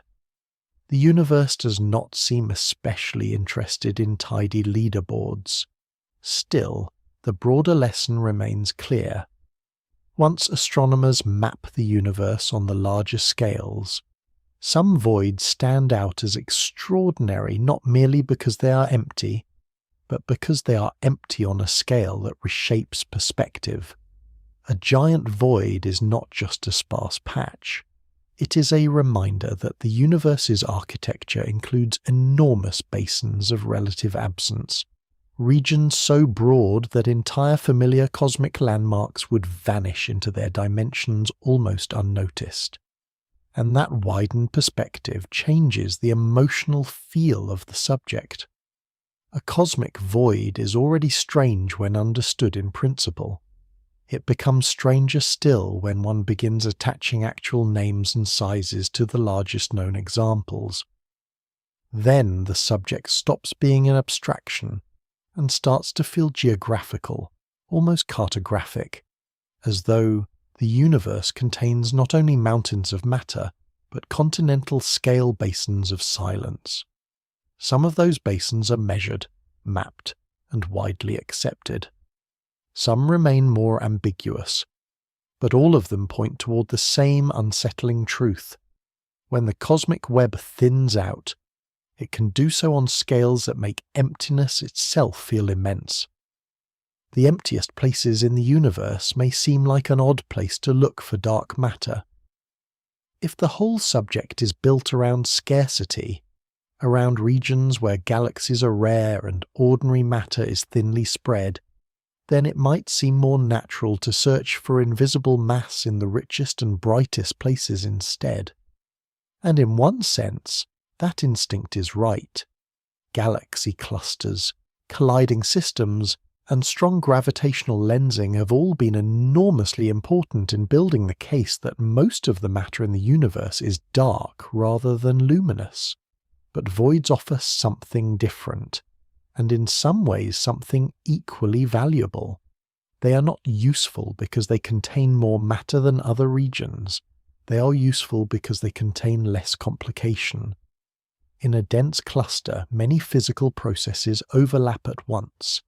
Galaxies interact, gas heats to enormous temperatures, shock waves spread, mergers disturb the structure, and the relationship between visible matter and total mass becomes crowded with competing effects. That makes such regions powerful laboratories, but not always clean ones. A void strips much of that away. It is a lower density environment where the cosmic web becomes quieter, where the gravitational landscape is thinner, and where the clustering of matter can be studied under gentler conditions.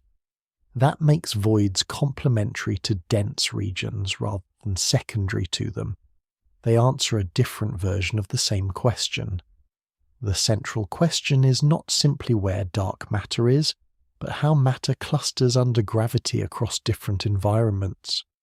If the standard cosmological picture is correct, then dark matter should help shape not only the densest nodes of the cosmic web, but also the broad underdense basins between them.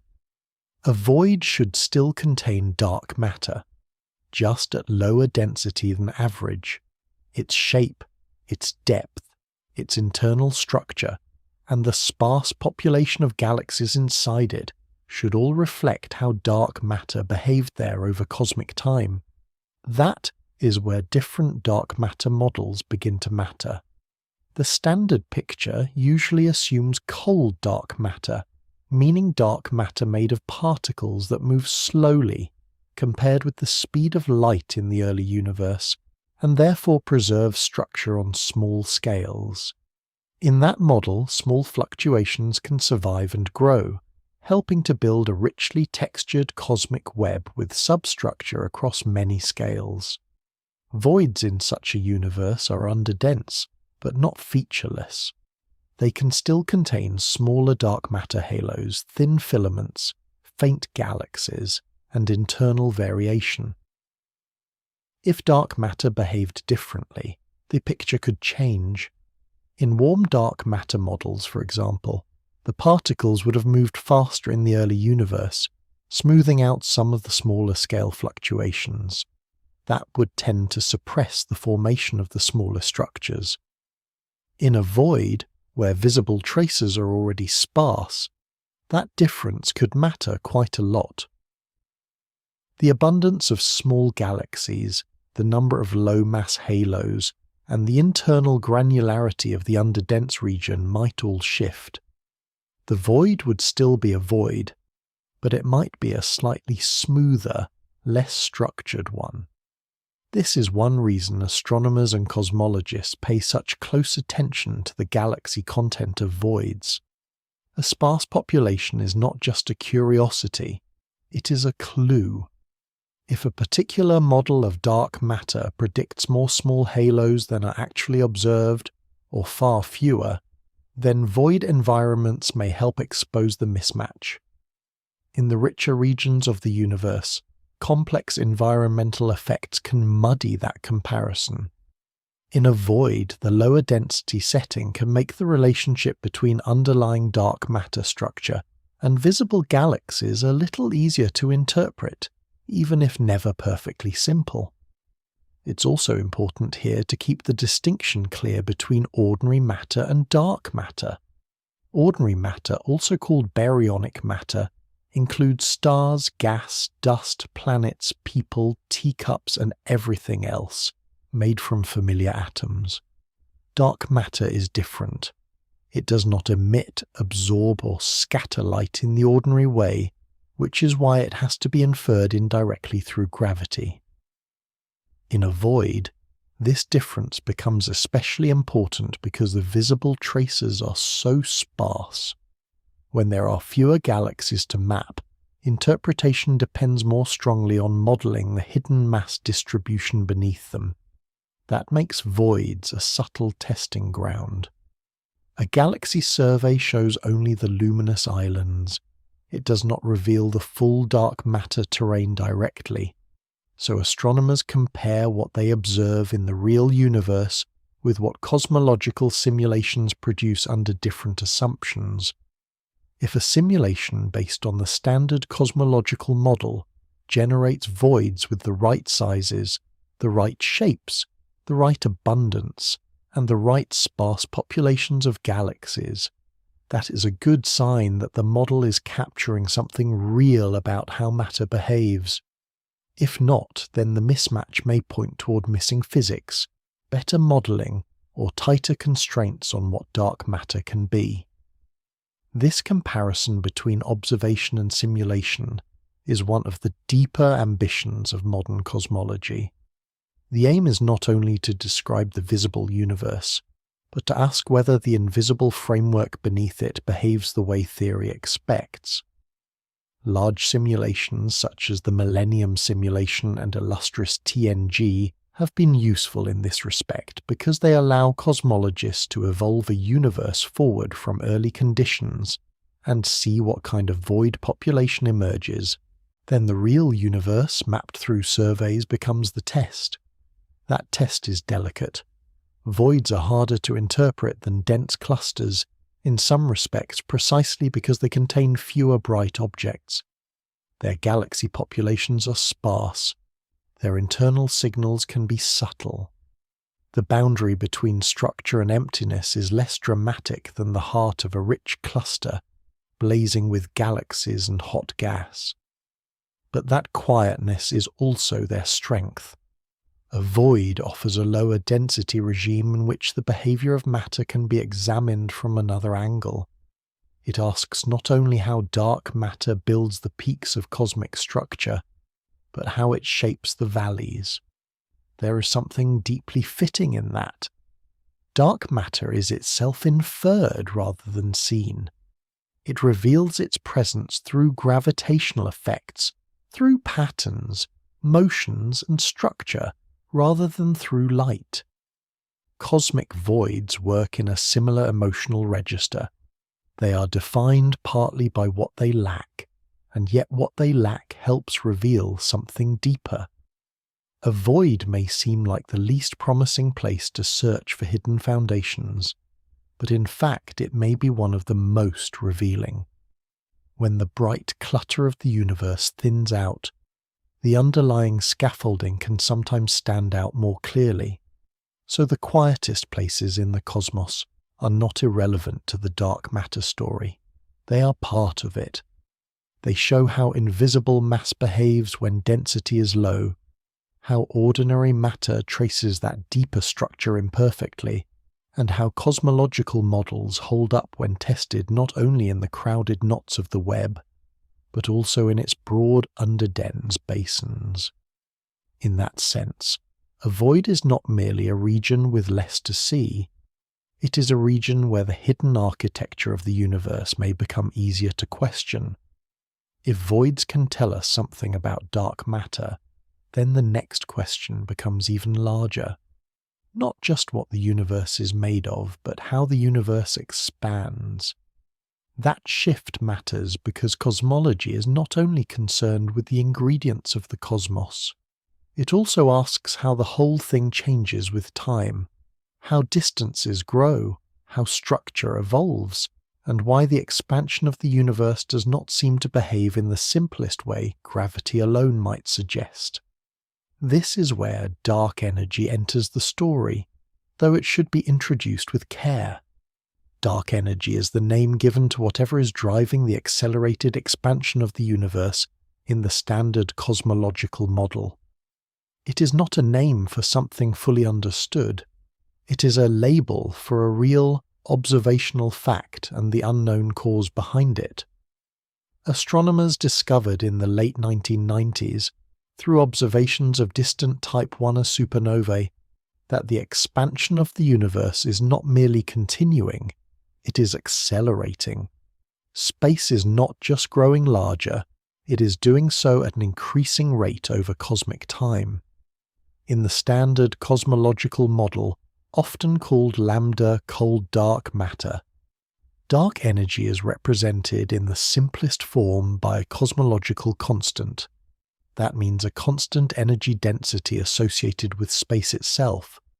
It is a powerful idea, mathematically neat, and remarkably successful in fitting a wide range of observations.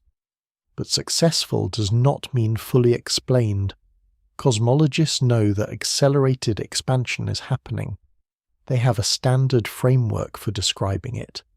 What they do not yet possess is a complete, satisfying account of what dark energy fundamentally is. That uncertainty is part of what makes cosmic voids interesting. Their shapes, abundance, and growth depend not only on local gravity and dark matter, but on the larger expansion history of the universe. A void grows inside an expanding cosmos. Its boundaries shift, its internal density changes relative to the average, and its relation to surrounding structure depends on how the whole background universe evolves. That means voids are not only records of local underdensity, they are also sensitive, in a broader sense, to cosmology itself. This does not mean that one can look at a single void, squint thoughtfully, and discover the meaning of dark energy before lunch.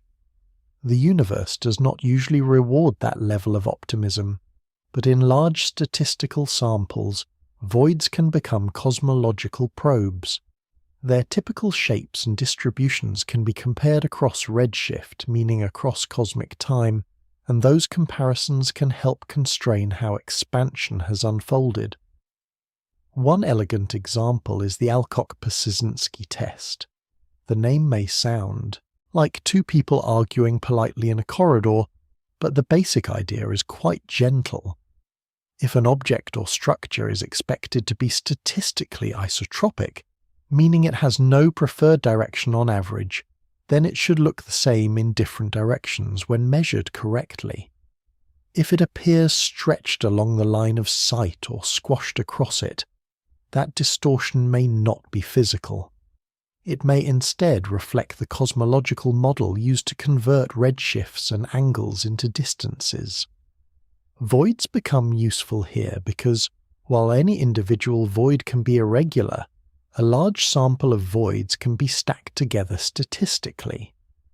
When that is done, the average shape is expected to be roughly isotropic if the correct cosmological assumptions are used.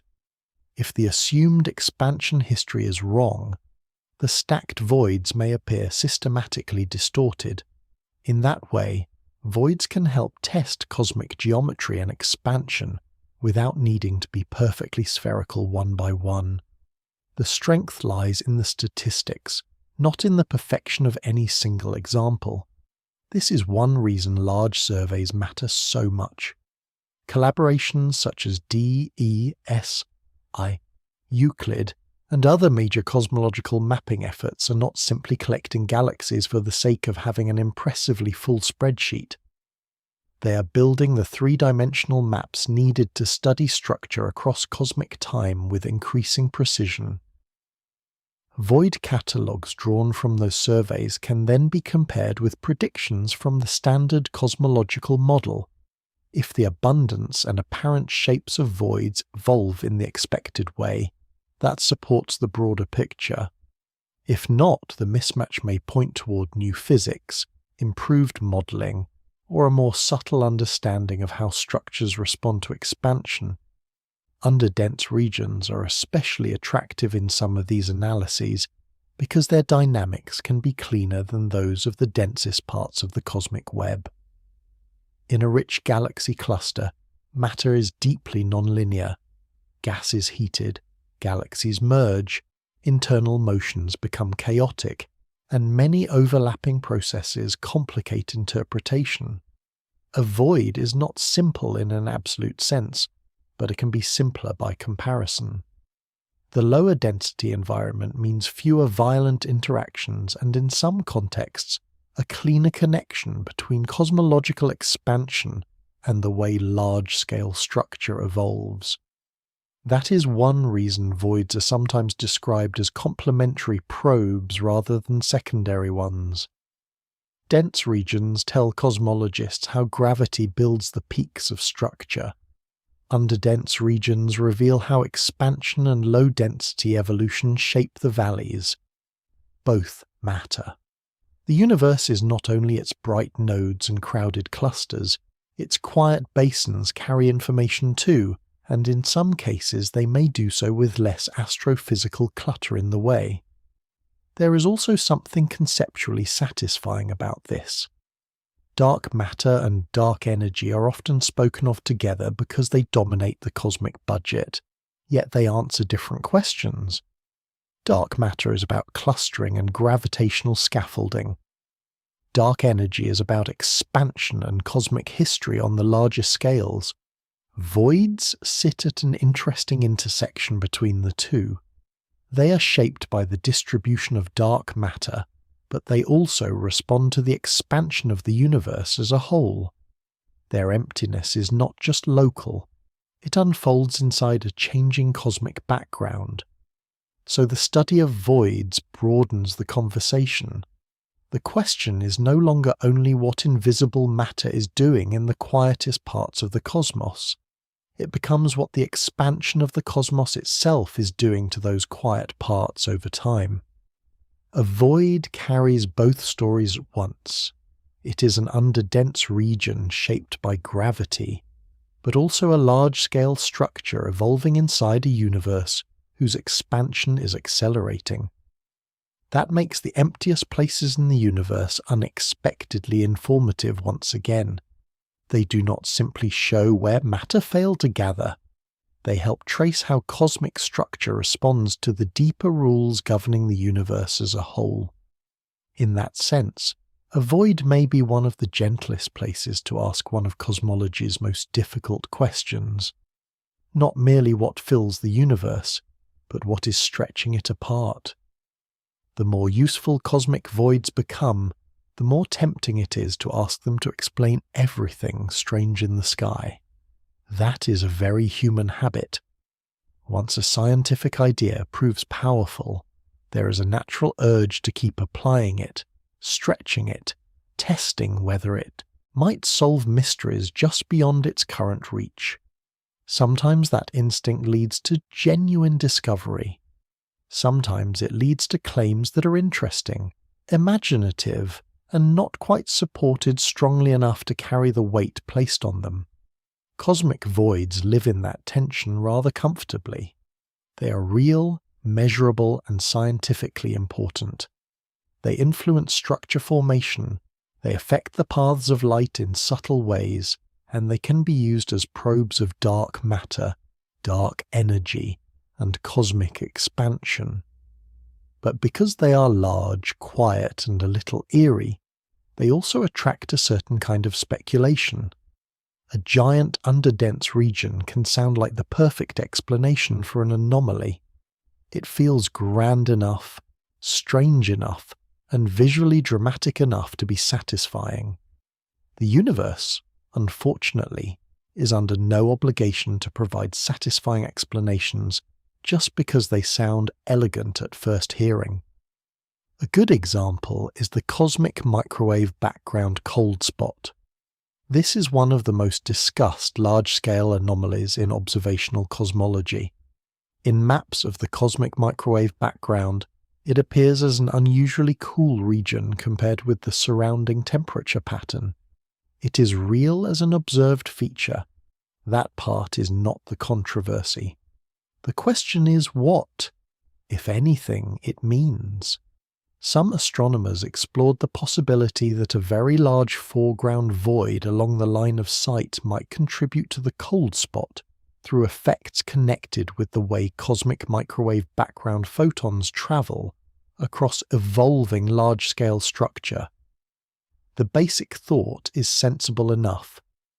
If light from the early universe passes through a giant underdense region, then the changing gravitational environment along that path could alter the photons slightly. In principle, a sufficiently large void might leave some imprint. That possibility drew a great deal of attention because it seemed to connect two striking things at once: a large anomaly in the microwave background and a giant region of cosmic emptiness. It had the pleasing shape of an explanation. But pleasing shape and established conclusion are not the same thing. The evidence has remained more cautious than the most dramatic versions of the story sometimes suggest. A foreground underdensity may contribute something, but whether it explains the cold spot fully, or even mainly, has remained debated. Different studies have reached different conclusions depending on survey data, modelling choices, and assumptions about how unusual the observed features really are. This is where scientific caution becomes especially important. Not because caution is dull, but because the most interesting subjects often need it the most. A large void is not automatically significant just because it sounds extreme. An anomaly in the sky is not automatically a sign of new physics just because it is difficult to explain quickly. Before a claim becomes persuasive, it has to survive questions about statistical significance, selection effect, survey limits, and independent confirmation. In cosmology, that process matters enormously because the universe offers only one full-scale example, and astronomers have to be careful not to mistake rare but ordinary fluctuations for profound cracks in the standard picture. Statistical significance is one part of that discipline. In a universe as large as this one, unusual regions will exist somewhere. A structure can be striking without being impossible. An anomaly can be rare without requiring a dramatic new explanation. So astronomers ask whether a feature is genuinely more extreme than the standard cosmological model would normally permit, or whether it falls within the broad range of unlikely things that still happen occasionally in a very large cosmos. Human intuition is not especially good at that distinction. The cosmos, by contrast, has no difficulty producing vast improbabilities when given enough volume and enough time. Selection effects are another concern. Once a feature becomes famous, there is a risk that attention itself distorts the interpretation. People search more intensely around the anomaly, describe surrounding structure in ways influenced by expectation, or notice patterns that would have seemed less impressive if discovered in a quieter context. This does not mean the science is flawed. It means science has to guard against the ordinary habits of pattern-seeking minds, which are excellent at finding meaning and occasionally a little too eager to help. Independent confirmation matters for the same reason. A giant void suggested in one survey or one analysis becomes more persuasive if similar conclusions emerge from other data sets, other teams, and other methods. If a result weakens or changes substantially when viewed through a different observational lens, then caution is not pessimism, it is simply honesty. A structure that depends heavily on one method of reconstruction may still be interesting, but it is not yet as solid as a result that survives repeated scrutiny from multiple directions. This restraint is especially important once voids are treated as precision tools. The more cosmologists use them to test expansion history, large-scale geometry or dark matter models, the more dangerous overinterpretation becomes. A void can be scientifically useful without being the key to every cosmic mystery. It can inform a debate without resolving it entirely. It can contribute to an observed effect without being its whole explanation. In fact, one sign of a mature field is the willingness to let a useful structure remain useful without demanding that it become miraculous. There's a quiet beauty in that kind of caution. It allows the subject to remain strange without drifting into fantasy. It leaves room for genuine unknowns while protecting what is already well established. Cosmic voids really are immense underdense regions in the large-scale universe. They really do affect light, structure, and cosmic evolution. They really can help probe deep questions in cosmology. But beyond that, there are areas where the evidence grows thinner. The interpretation becomes more delicate, and the honest answer is not certainty, but measured uncertainty. That measured uncertainty is not a weakness in the science. It is one of its strengths. It means that when a claim does survive, it has earned its place. It means that the universe is being listened to more carefully than it is being narrated over. And in a subject like this, where so much depends on absence, sparsity, and subtle effect, listening carefully matters.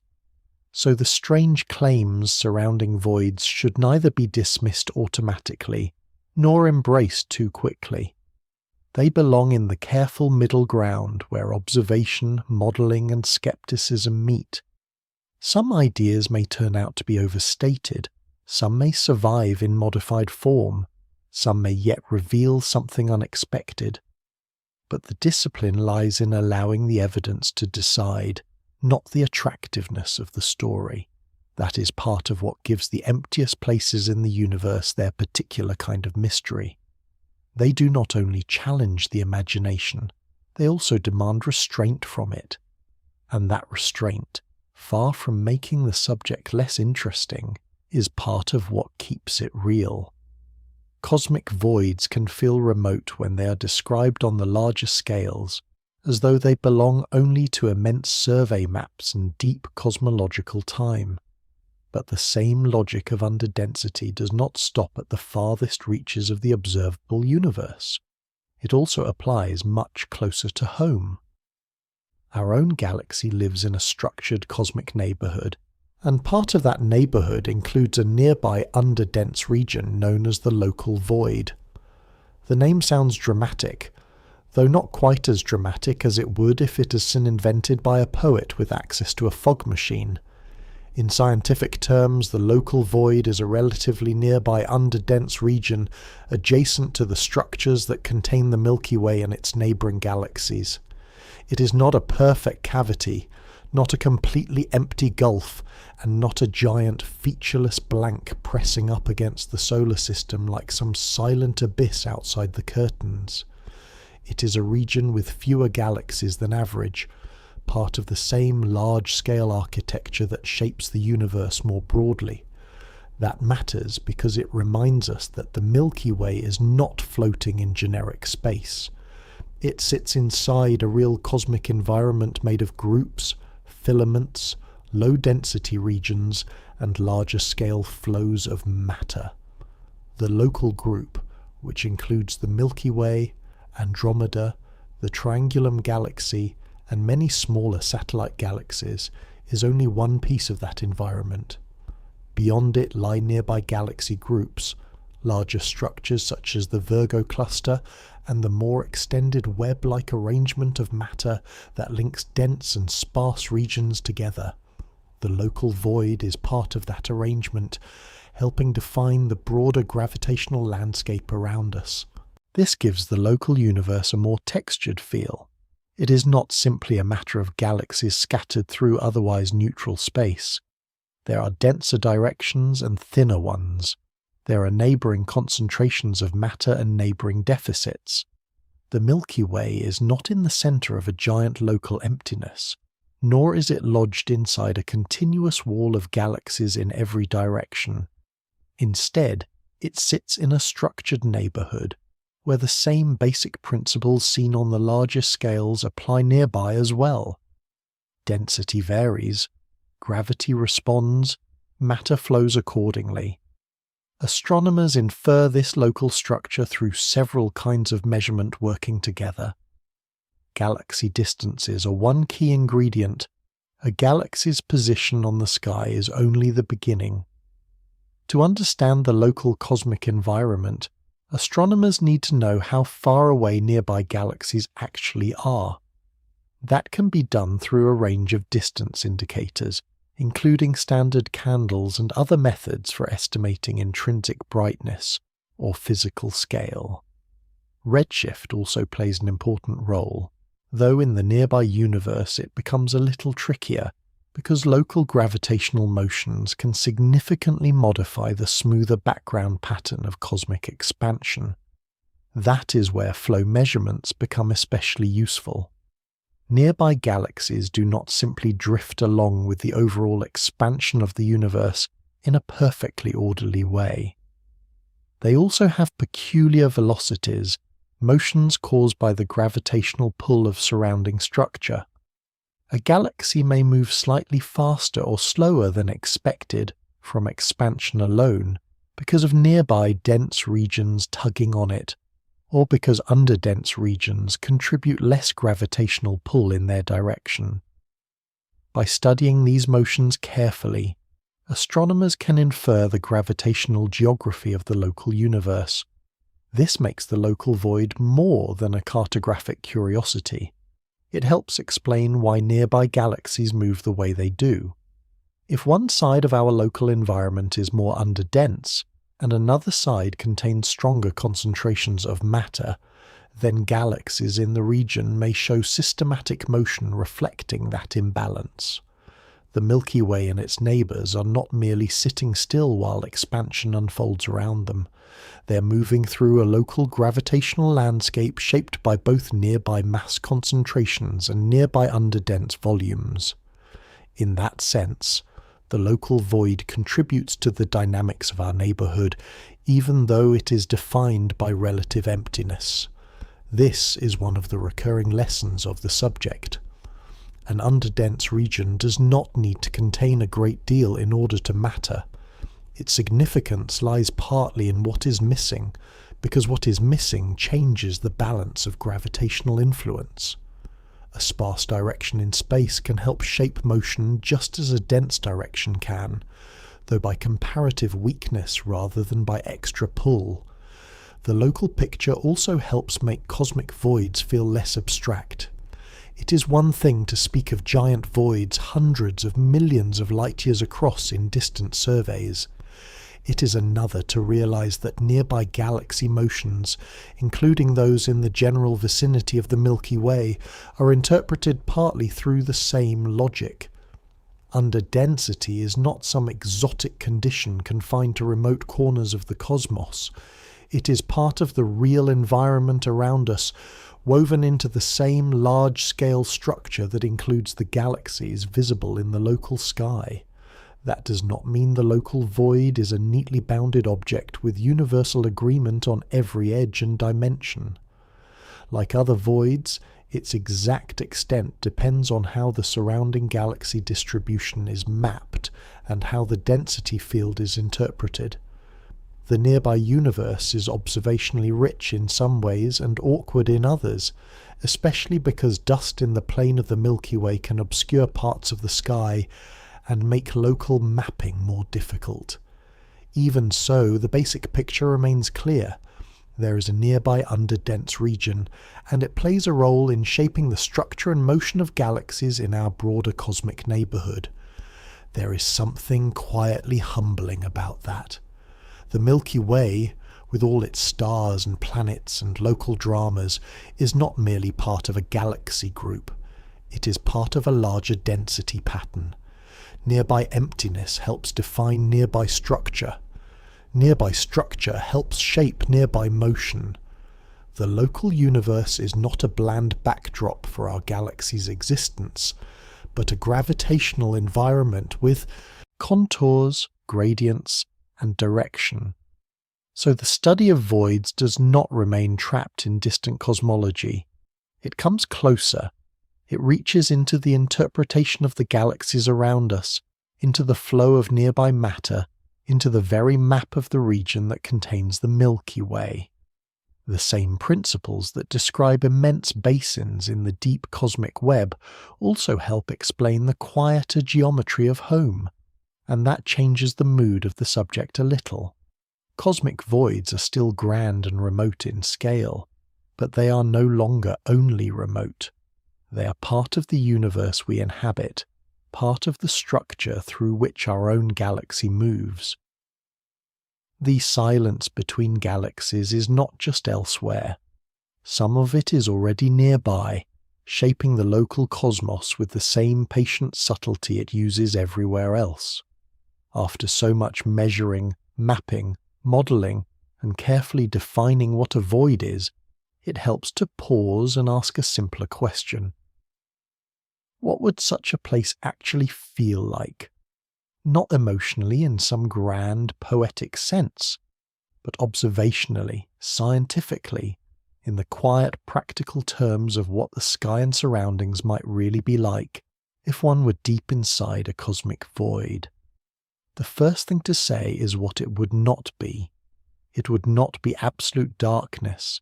It would not be a place where physics stops, where stars vanish, or where reality becomes thin in some mystical way. A cosmic void is defined by large-scale scarcity. That phrase matters. Large-scale scarcity means that over enormous distances there are far fewer galaxies than average. It does not mean that a local star system disappears, or that a host galaxy cannot exist, or that light itself becomes rare in any immediate sense. A void is sparse on the scale of millions of light years, not necessarily on the scale of a planet, a solar system, or even a single galaxy. So if there were an observer inside a galaxy located deep within a void, the nearest experience of the sky might still look, in some respects, surprisingly familiar. Local stars would still dominate the night. If the observer lived inside a spiral galaxy, then that galaxy's own band of stars, gas and dust would likely remain the brightest and most visually dramatic feature overhead. Nearby nebulae, star clusters, and the ordinary local clutter of galactic life would still matter far more to the naked eye than the grander emptiness beyond. The sky would not look blank simply because the wider environment was underdense. That is an important correction, because human imagination often jumps too quickly from sparse to empty and from empty to black. But astronomy is less theatrical than that. A person living inside a galaxy in a void would not look up and see the universe switched off. What they would experience more subtly is remoteness. The real difference would emerge on larger scales.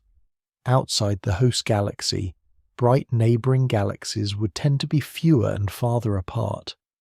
The broader cosmic scenery would be quieter. In a denser region of the universe, an observer might find more nearby galaxies scattered across the dark, perhaps more opportunities to see bright companions, more signs of belonging to a richer local network. Deep inside a void, those external landmarks would be rarer. The nearest major galaxies beyond one's own might lie at significantly greater distances. The surrounding universe would feel less crowded, less populated, more widely spaced.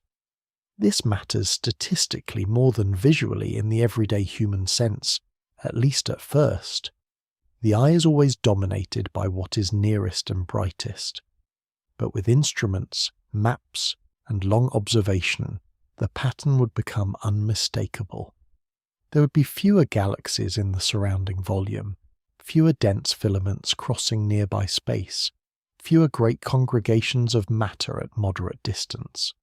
The local cosmic map would show a broad underdense basin rather than a richly connected urban centre of galaxies.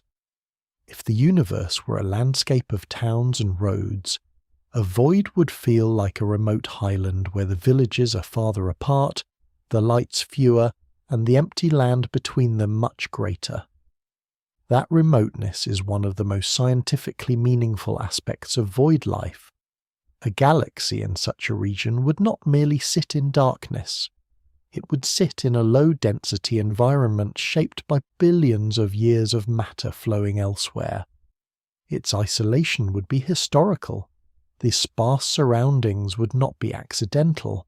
They would be the result of long gravitational evolution of matter being drawn toward denser filaments and clusters, leaving behind a quieter basin in which only a few galaxies remained. In that sense, the stillness of the view would be evidence of an enormous past movement. There is also the question of motion. A void is not static, and an observer within it would still be part of the larger gravitational flow of the cosmic web. Galaxies in underdense regions tend to participate in the broader pattern of matter streaming toward denser boundaries. No one standing on a planet would feel that directly, of course. The motion is far too gradual and far too large-scale for anything like a bodily sensation. But scientifically, the location would not be inert. It would be part of a vast low-density environment with its own dynamical history, its own gravitational asymmetries, its own slow evacuation of matter over cosmic time. This makes a void feel less like a dead region and more like a quiet frontier. Physics is still present everywhere. Dark matter still contributes to the structure. Thin gas still threads the space between galaxies. Background radiation still fills the cosmos. Gravity still shapes motion. A void does not mark the end of the universe's activity. It marks a change in its density and pattern. The processes continue, but the setting becomes more spacious, more detached, and in some ways more austere. There is something psychologically striking about that.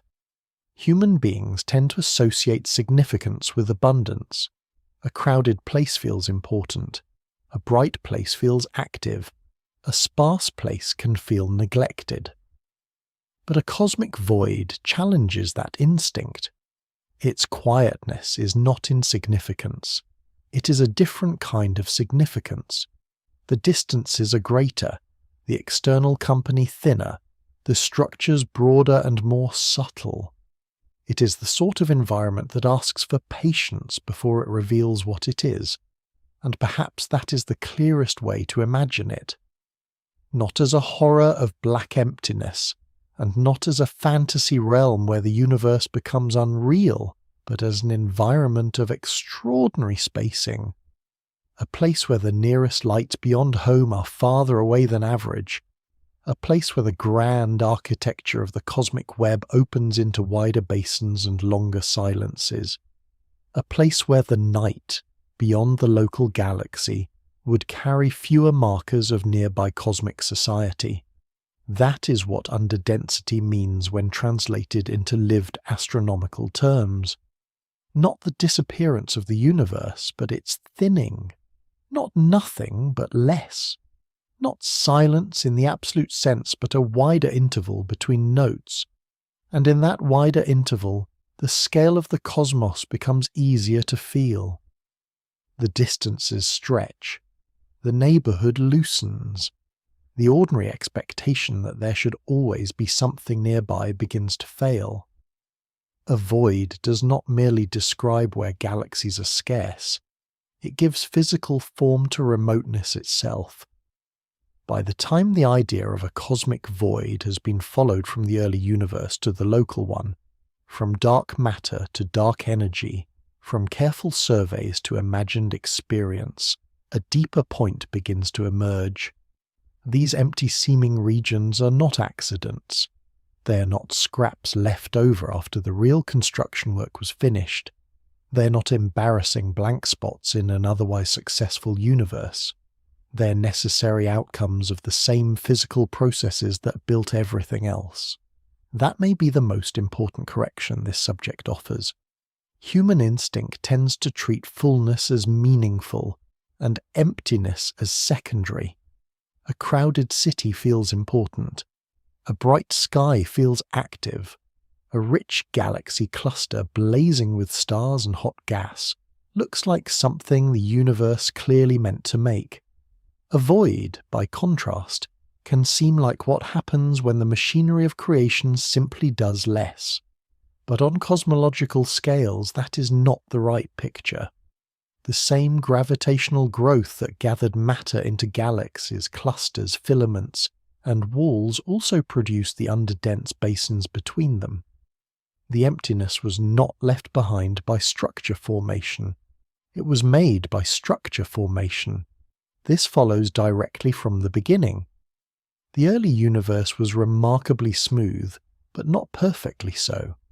Tiny primordial fluctuations in density, visible in the cosmic microwave background, provided the starting pattern. Some regions were slightly denser than average. Some were slightly less dense. Gravity amplified those differences over billions of years. Dark matter helped build the underlying scaffolding. Ordinary matter followed that scaffolding, cooling into gas clouds, stars, galaxies, and larger structures. Cosmic expansion stretched the background stage on which all of this unfolded, and through that combined process, the universe developed contrast. That word contrast matters more than it may seem at first. Without underdense regions, there would be no meaningful large-scale architecture.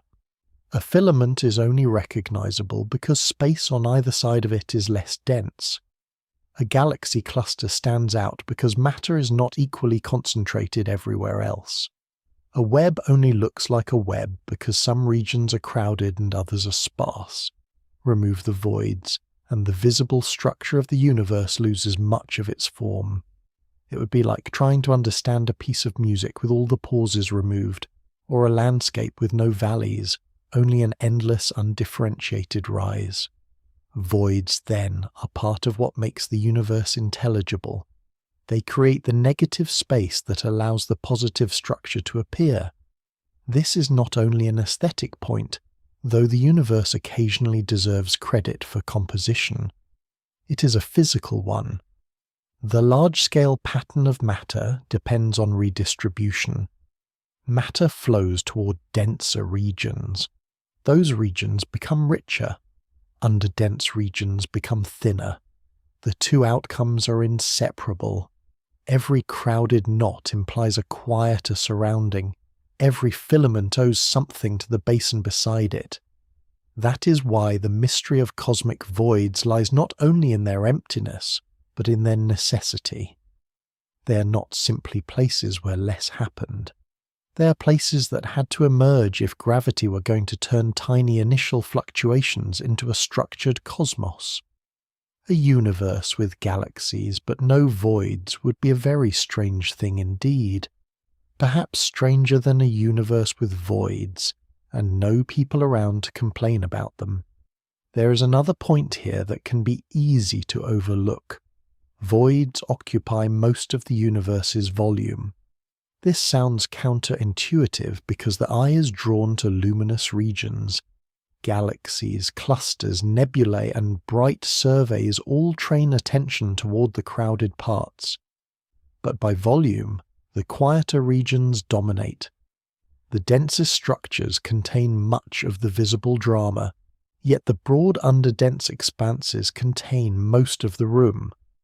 In that sense, the most typical large-scale environment in the universe is not a bright galaxy cluster or even a filament. It is something closer to sparsity. That gives cosmic voids a curious status. They are not the most luminous features. They are not the most glamorous.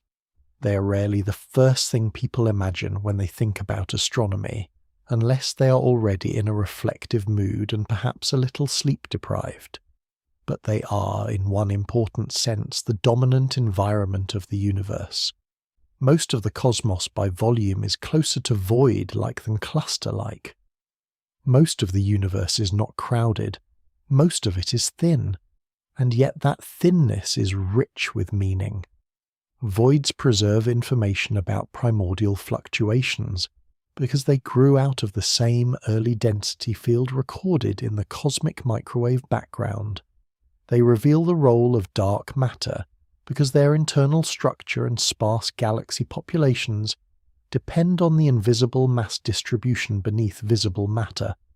They respond to cosmic expansion, which makes them useful in studying dark energy and the standard cosmological model.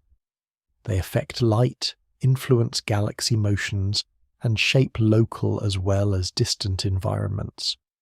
They exist on the larger scales and still leave their mark on the histories of individual galaxies.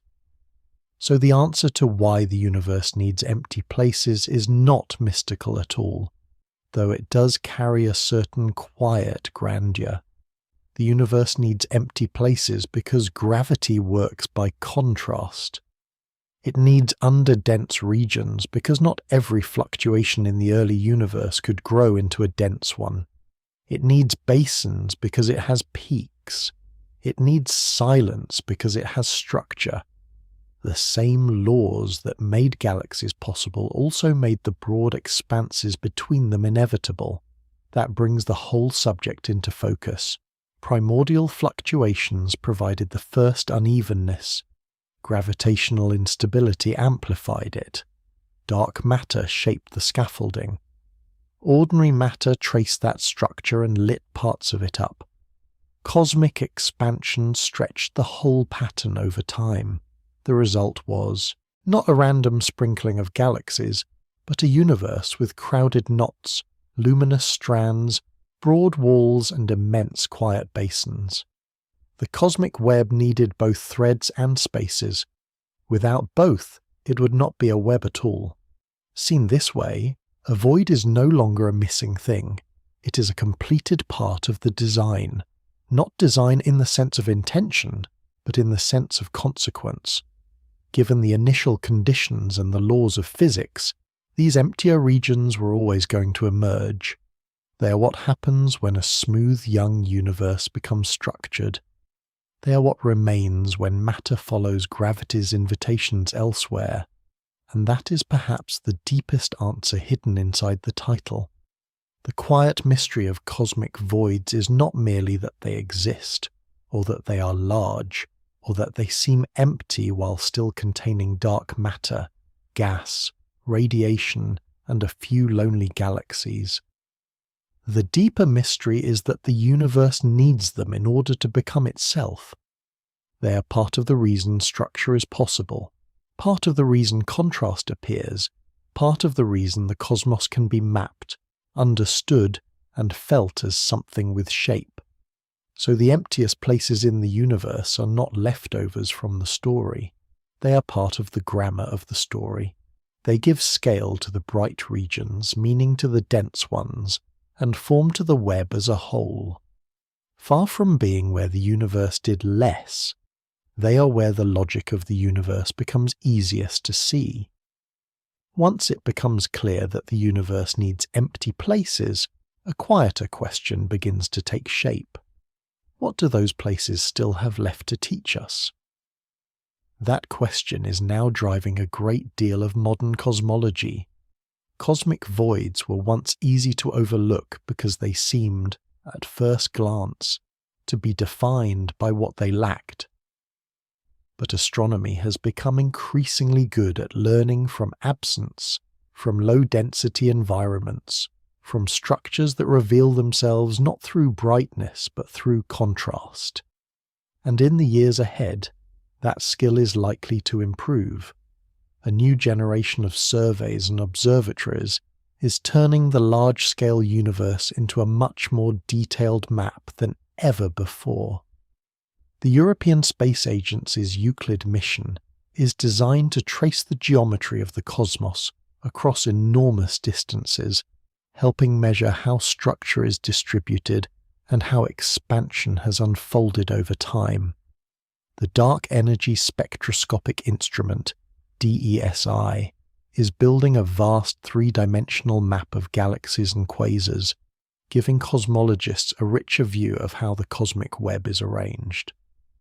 The Vera C. Rubin Observatory will survey the sky with remarkable depth and breadth, capturing huge numbers of galaxies and allowing the large-scale structure of the universe to be studied with far greater statistical power. The Nancy Grace Roman Space Telescope will add another important perspective, especially through wide field space-based observations that can help refine how structure, lensing, and cosmic expansion are understood together. None of these projects exists only for voids, of course. The universe is far too expansive to arrange its research programs around one topic at a time. But together, these efforts will give astronomers exactly the sort of information void science needs. Better maps, deeper surveys, more galaxies, more precise distances, better measurements of how light is subtly distorted by gravity, better comparisons between the visible distribution of galaxies and the deeper structure shaped by dark matter. That matters because voids are statistical objects as much as individual ones. A single underdense region can be interesting, but a large catalogue of them is where cosmology really begins to sharpen.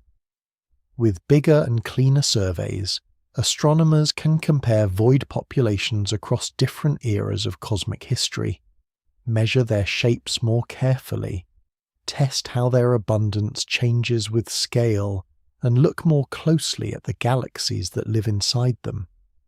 Weak gravitational lensing, which measures the small distortions of background light caused by mass along the line of sight, may also help reveal more about the matter distribution in and around voids. This is especially exciting because voids are underdense in visible matter, which means every bit of information about their deeper mass structure is precious. Improved cosmological simulations will matter just as much.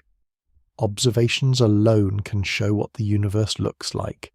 Simulations help ask why it looks that way, and whether the standard cosmological model reproduces the same patterns under the same physical assumptions.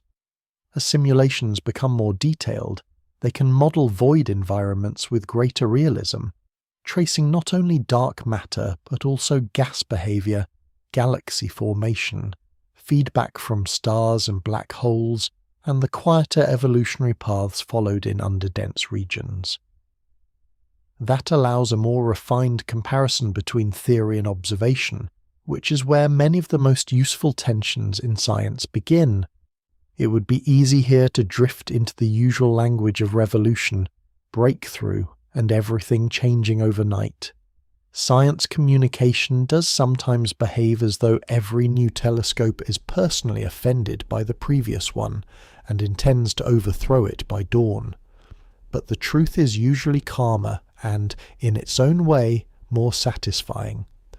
The future of void research may not produce a single dramatic revelation that overturns cosmology in one grand gesture. What it may do instead is sharpen the tests. That is often how real progress looks. A model becomes harder to escape if it keeps surviving better measurements. A theory becomes more constrained if the room for alternatives narrows. A puzzling feature becomes more informative if its uncertainties shrink. Cosmic voids may help tighten the standard cosmological model, refine what is allowed for dark matter, improve constraints on dark energy, and clarify which anomalies are truly significant and which are simply the universe being statistically adventurous. That may sound modest compared with a cinematic revelation, but modesty is often where precision lives. There is also a deeper lesson in the kinds of objects now attracting serious attention. Some of the most revealing advances in cosmology do not come from the brightest or most violent things in the sky. They come from better ways of interpreting subtle structure, better ways of reading low-density environments, better ways of learning from places where little seems to happen. A void does not shine like a quasar, explode like a supernova, or collide like a pair of black holes. It does something quieter. It preserves large-scale information in a region where many complications are reduced and broad cosmic patterns can sometimes be seen more clearly. That makes voids a particularly fitting frontier for this stage of astronomy. Modern cosmology is no longer only about finding the brightest objects or the most dramatic events. It is also about understanding context, structure, geometry, and pattern. It is about learning how the universe is arranged, not just what flashes inside it. In that broader effort, the emptiest places have become unexpectedly eloquent, and perhaps that is the right note on which to leave them. Not as solved objects, not as final answers, and not as cosmic curiosities that have already yielded all they can. They remain open. Their boundaries can be mapped more precisely. Their galaxy populations can be studied more deeply. Their lensing signals can be measured more carefully. Their use as probes of dark matter, dark energy, and cosmic expansion can be refined. Their role in the architecture of the cosmic web can be tested with increasing precision. So the quiet frontier ahead is not empty at all. It is full of better questions. The universe needed empty places in order to become structured. Now astronomy needs those same places in order to understand that structure more completely. And there is something beautifully fitting in that. The broadest silences in the cosmos may still be among its clearest teachers, not because they overwhelm the eye, but because they reward patience, careful measurement, and the willingness to listen when the universe speaks softly. Cosmic voids are not blank holes in the universe. They are not tears in space, not places where reality has thinned into nothing, and not simple leftovers from a cosmos that happened to build its interesting parts elsewhere. They're immense underdense regions, shaped by the same history that produced every filament, every cluster, every galaxy, and every star. The universe did not create structure in one place and forget another. It created both the crowded and the quiet together. That is what makes these vast regions so compelling. They begin in the same early universe as everything else, in a cosmos that was once astonishingly smooth but not perfectly so. Tiny primordial fluctuations preserved in the cosmic microwave background gave gravity something to work with. Slightly denser regions pulled in more matter. Slightly less dense regions lost ground over time. From that patient imbalance came the cosmic web, with its filaments, walls, dense knots, and broad basins of relative emptiness. The voids were never separate from that process. They were one of its necessary outcomes. Once that web took shape, the voids revealed themselves to be far more than empty-seeming spaces on a map. They contained dark matter at lower density, thin gas, background radiation, faint galaxies, and the quiet persistence of physical law. They shaped the lives of galaxies living in their loneliest environments. They grew as matter streamed outward toward denser boundaries. They merged, shifted, and formed hierarchies. They could be measured through surveys, traced through galaxy positions and motions, and studied not just as absences but as real structures with geometry, evolution, and meaning. They also became useful in a deeper way. Voids helped reveal the universe by contrast.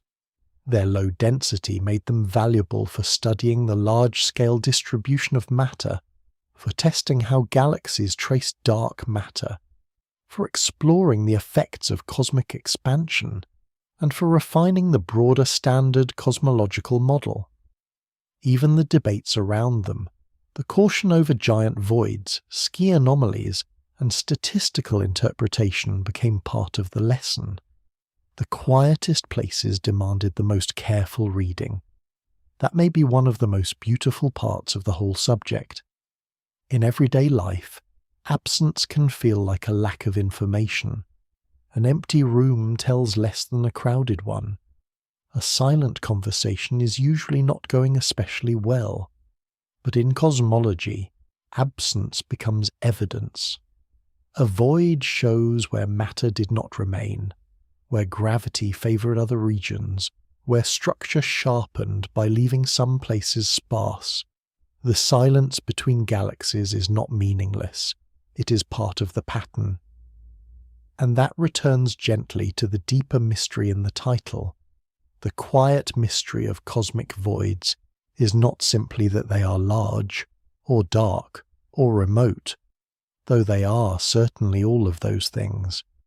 It is that so much can be learned from places where so little seems to happen.